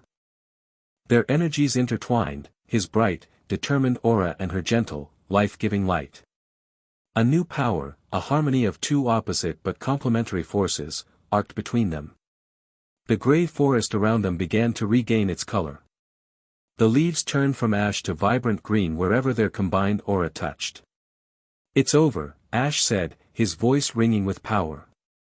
"Nyla, with me. Let's give it everything we've got." He and Nyla focused their combined energy, a swirling vortex of blue and gold, and unleashed it in a massive, concentrated wave. It wasn't an attack. It was a tidal wave of pure, unadulterated life. The wave washed over the corrupted Pokémon. The black crystals on their bodies shattered. The cold blue light in their eyes faded, replaced by confusion. The Macamp looked at its fists, bewildered. The Alakazam shook its head as if waking from a long dream. The wave slammed into the Null Thralls, and they collapsed, the crystal armor crumbling from their bodies, leaving them unconscious but human again. Finally, the wave hit the lead agent. He screamed, a high-pitched, inhuman sound as the life energy overloaded his corrupted form. "Impossible. Chaos cannot defeat order." The black crystal on the ground shattered into a million pieces. The null field collapsed completely. Color and sound and life rushed back into the clearing in a joyous, overwhelming flood. The agent's body was consumed by a brilliant white light, and then he simply was gone. Vanished, his corrupted form unable to exist without the null to sustain it. Silence. The jungle was alive again, buzzing with the sounds of insects and the chirping of birds. Ash, Nyla, and Blaze stood in the center of the clearing, panting, their combined light slowly fading. Nyla looked at her hands, then at Ash, her eyes wide with a newfound self-awareness. I did that." "We did that," Ash corrected, giving her shoulder a squeeze. Their hands were still close, and without thinking, he intertwined his fingers with her ethereal ones. The connection was electric, a perfect harmony. In that moment, surrounded by the life they had reclaimed, their bond was sealed, not by a proposal or a cosmic law, but by a shared, desperate battle and a quiet, profound understanding. A crackle came over his calm. It was Gladion's voice, filled with awe. "Ash, what just happened? All our long-range sensors just went off the charts. The negative energy signature from Akala, it's gone." "We won," Ash said, his voice filled with exhaustion and triumph. "We won the battle. Now, let's win the trial." He looked at the entrance to the ruins of life, then at Nyla. "Ready?" Nyla nodded, her form solid, her gaze clear and determined. She was no longer a shy, frightened creature. She was a guardian. One by one, the reports came in. "This is Farron. The barrier is down. I'm at the beacon." Her voice was devoid of its usual arrogance, replaced by a quiet respect. "I am ready. Ash, it's Naga. The Alpha Scyther has yielded. The path is clear. I've reached the ruins of abundance. I'm ready. Monarch. Celesteela here. The temporal distortions at the ruins of hope have been quelled. The beacon is stable. I am ready. Alright, Blaze, Nyla. You're up, Ash said. The two of them walked into the ruins, emerging moments later on a high ledge where a simple stone pedestal, the beacon, waited. Ash took a deep breath. He looked at Gladion's face on his wrist communicator. This is it. On my mark. 3, 2, 1. Now. On 4 separate islands, at the exact same instant, 4 beings of immense power placed their hands upon the ancient stone beacons. Farron's graceful touch. Naga's powerful claw. Celestila's massive, metallic finger. And the combined hands of Blaze and Nyla. They poured their energy into the stone. For a moment, nothing happened. Then, a low hum began to build. From the ruins of conflict, a pillar of pure white light erupted into the sky. From the ruins of abundance, a pillar of draconic purple. From the ruins of hope, a pillar of ancient green. And from the ruins of life, a pillar of chaotic, multicolored energy, stabilized by a core of pure, gentle gold. The 4 pillars of light shot into the heavens, visible from every corner of Alola. They arced towards each other, meeting high in the stratosphere directly above Ether Paradise. They merged, creating a brilliant, multicolored aurora that washed over the entire archipelago. The energy that rained down was pure life. Pokémon all across the islands emerged from their homes, looking up at the sky with wonder. The ocean glittered. The forests seemed to breathe a collective sigh of relief. The Song of Life, as Tapu Fini had called it, was playing, and it was beautiful. In the command center, Ash watched the spectacle on the monitors, a wide, exhausted smile on his face. They had done it. They had taken an impossible trial and, against all odds, they had succeeded. They had become a team. But as he watched the beautiful, life-giving aurora, his aura felt a new sensation. It wasn't the cold of the null. It was something else. A vast, deep, resonant hum from the space between worlds. The 4 beacons, in sending out their song of life, had also acted as a massive sonar ping, announcing Alola's defiance to the cosmos. And something had just heard them. Something far bigger, far older, and far more powerful than a single corrupted agent. The aurora faded. The trial was over. But on his wrist comm, a new sensor lit up, one Faba had designed to detect massive-scale dimensional fissures. It was blinking a frantic, furious red. A fissure was opening. Not a small wormhole for a single agent, but a tear in reality so massive it dwarfed the islands themselves. The Null had been defeated in battle. Its advance forces were gone. But the invasion, the real invasion, was just about to begin. Chapter 8, The Monarch and the Promise of Dawn. The silence was the first thing Ash noticed. After the reality-bending shriek of the Null device shattering, the roar of combat, and the celestial chorus of the 4 beacons, the sudden, profound quiet that fell over Akala Island was almost deafening. It was a true silence, not the empty, predatory silence of the Null, but the peaceful, living silence of a world breathing a sigh of relief. The jungle, once a monochrome gray, was now a symphony of impossible greens, the colors so vibrant they almost hurt to look at. In the command center at Ether Paradise, the red alert on Faba's dimensional fissure sensor was still screaming, a frantic, insistent pulse of impending doom. But on the ground, for a precious, fleeting moment, there was peace. Ash. Report, Gladion's voice, strained and filled with a desperate hope, crackled over the comm, the beacons, the aurora, it worked. But our sensors. Ash, what is that thing? Ash looked up at the sky.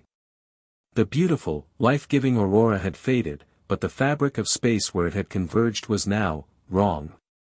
It was a shimmer, a distortion, a patch of sky that looked like flawed, rippling glass. It was the source of the alarm, a wound in the firmament. It's a fissure, Ash said, his voice low and heavy with exhaustion. He helped Nyla to her feet, his hand still holding hers. Her form was solid, warm, and real. We stopped the agents. We stopped the invasion. But I think we just got the attention of whatever is in charge. He looked at Blaze, who was helping a dazed but unharmed Macamp sit up. Her chaotic energy was gone, replaced by a weary but satisfied confidence. Everyone, regroup at Ether Paradise. Now. The trial is over. But the fight's not. The return to Ether Paradise was a blur. The mood was a strange cocktail of triumph and dread. They had won. They had faced the Guardian's impossible trial, battled a tactical, soul-crushing enemy, and emerged victorious, united. They had done the impossible. But the prize for their victory was a glimpse at an even greater foe, a threat so large it made the agents' efforts feel like a scouting mission. They gathered in the main conference room, the same room where Anama had tried to pressure Ash into a political marriage. The contrast was stark. This was no group of politicians. It was a council of warriors.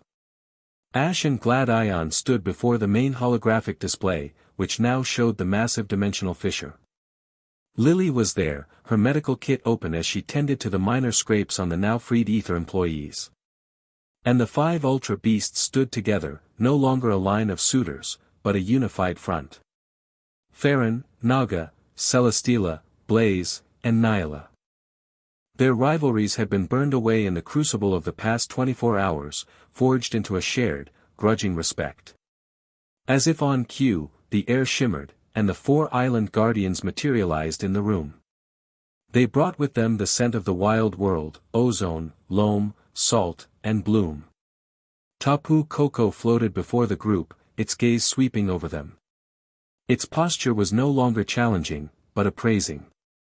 You have succeeded, its telepathic voice announced, a note of genuine surprise in its tone. You took our impossible test and you prevailed. You sang the song of life, and all of Alola heard it. You have forged yourselves into a weapon, Tapu Bulu rumbled, its deep voice filled with a grudging approval. From many, one. But in singing your song, Tapu Fini whispered, its gaze drifting to the holographic image of the fissure, you have also revealed your location to the great silence. You have challenged it. It will now answer. Celesteela glided forward, her ancient eyes fixed on the display. It is as I feared. The null is not a creature or an army. It is a consciousness. A form of reality antithetical to our own. The agents were its antibodies. Now, we have provoked the organism itself. It will try to reach through. Can we fight it?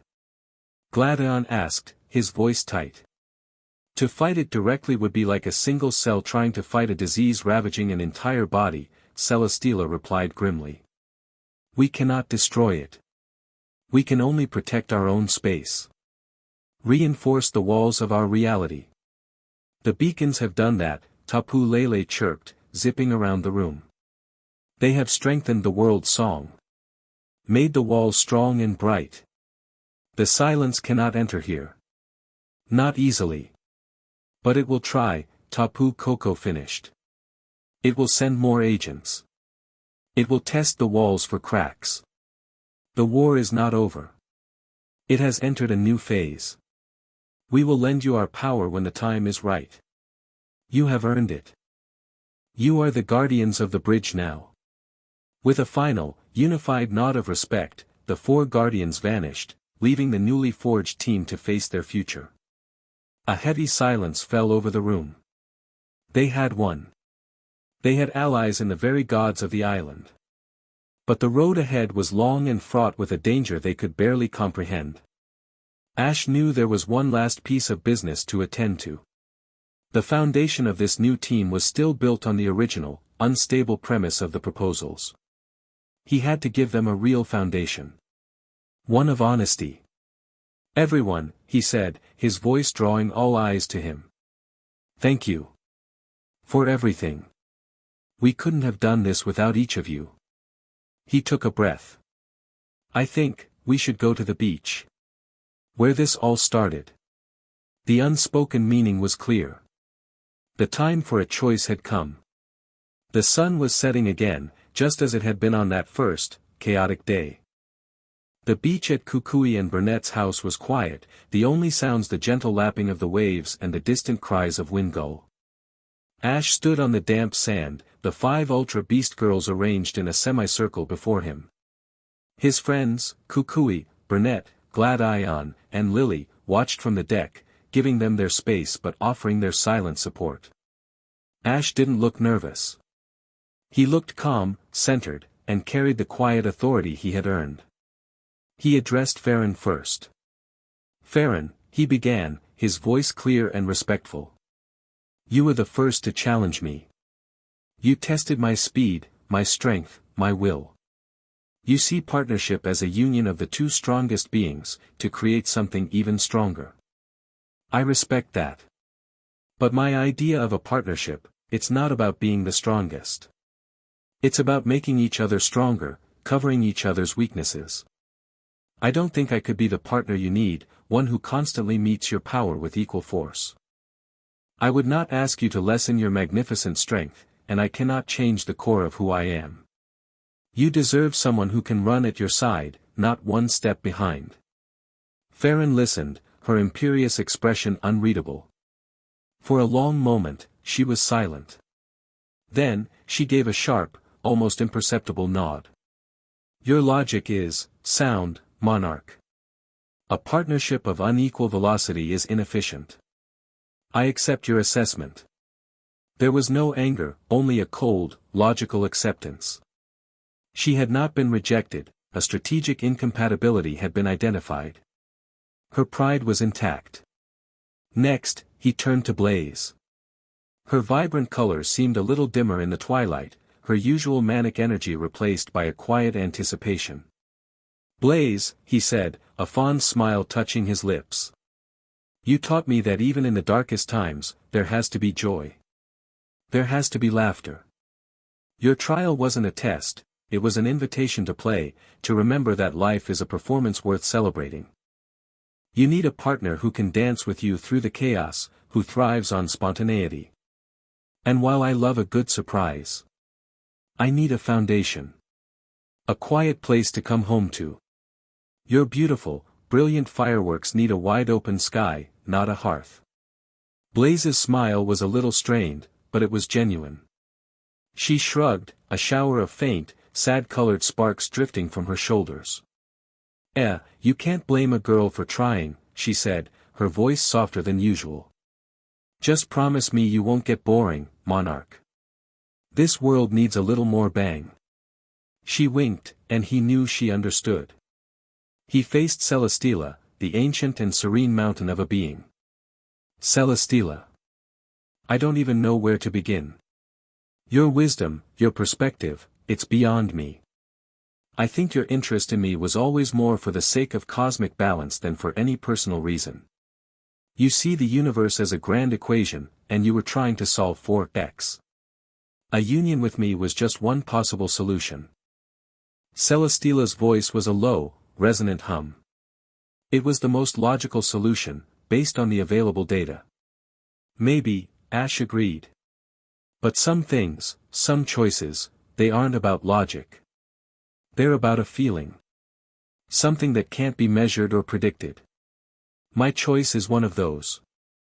"I have observed," Celesteela said, her ancient eyes holding a deep understanding. "The data was incomplete. The variable of the heart is difficult to quantify. Your decision does not upset the balance. In fact, it may have just stabilized it." She had not been rejected, her hypothesis had simply been updated with new information. Finally, he turned to Naga. This was the hardest. Her love was born from a shared history, from a pure, deep-rooted affection that had grown with him. Her large, intelligent eyes were filled with a sad, knowing light. "Naga," he said, his voice gentle. He took a step closer. "My oldest friend here. You were with me when I was just a kid stumbling through Alola. You watched me grow.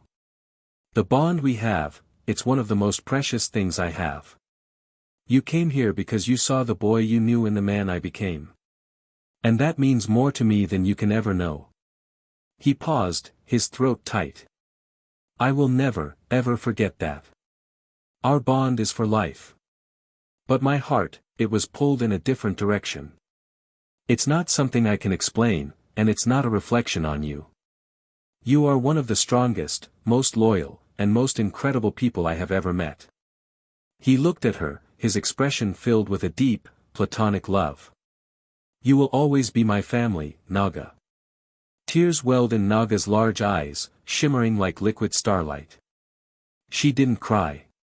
She reached out with one clawed hand and gently touched his shoulder. I understand, Ash, she whispered, her voice thick with emotion but steady with a newfound maturity. A heart must follow its own path. Just, don't be a stranger, okay? Never, he promised. He had addressed them all. He turned, and his eyes found Nyla. She stood slightly apart, her form solid and glowing gently in the dusk, her hands clasped in front of her. She was waiting, her expression a mixture of hope and fear. There was no grand declaration. The moment didn't need it. He simply walked over to her. The other four Ubis watched, not with jealousy, but with a quiet, solemn acceptance. They had become a team, a family of sorts, and they would support the choice of their leader. Ash stopped in front of Nyla. He looked into her luminous eyes, which held the kindness of Lily and the ancient, soulful depth of an ultra beast. He saw the memory of fear, the joy of safety, and the birth of a courage she never knew she had. He didn't say, I choose you. He didn't say, I love you. The words felt too small, too simple for the cosmic, complicated thing that had grown between them. Instead, he slowly reached out and took her hand. Her fingers, made of soft, crystalline light, intertwined with his. At his touch, her form, which always held a hint of translucence, became completely, perfectly solid. Grounded. Real. I don't know what the future looks like, he said softly, his voice for her alone. I don't know what the null will throw at us, or what it means to be an anchor for reality. I can't promise you a quiet life. I can't even promise we'll win. He squeezed her hand. But I can promise you this. You will never be alone again. You will never have to face the cold by yourself. Whatever comes next, we face it together. It was not a proposal of marriage. It was a proposal of partnership. A promise of a shared journey, a shared fight, a shared dawn. Nyla looked at their joined hands, then up at him, and a smile of pure, radiant joy bloomed on her face. Her voice entered his mind, clear, strong, and filled with a love that was no longer born of fear or gratitude, but of a deep and mutual connection. Together. Later that night, the new team assembled in the Ether Command Center. The mood was serious, but there was no tension. There was only purpose. Celesteela had projected a massive, three-dimensional star chart into the middle of the room. It was a map of the void, the empty spaces between the dimensions.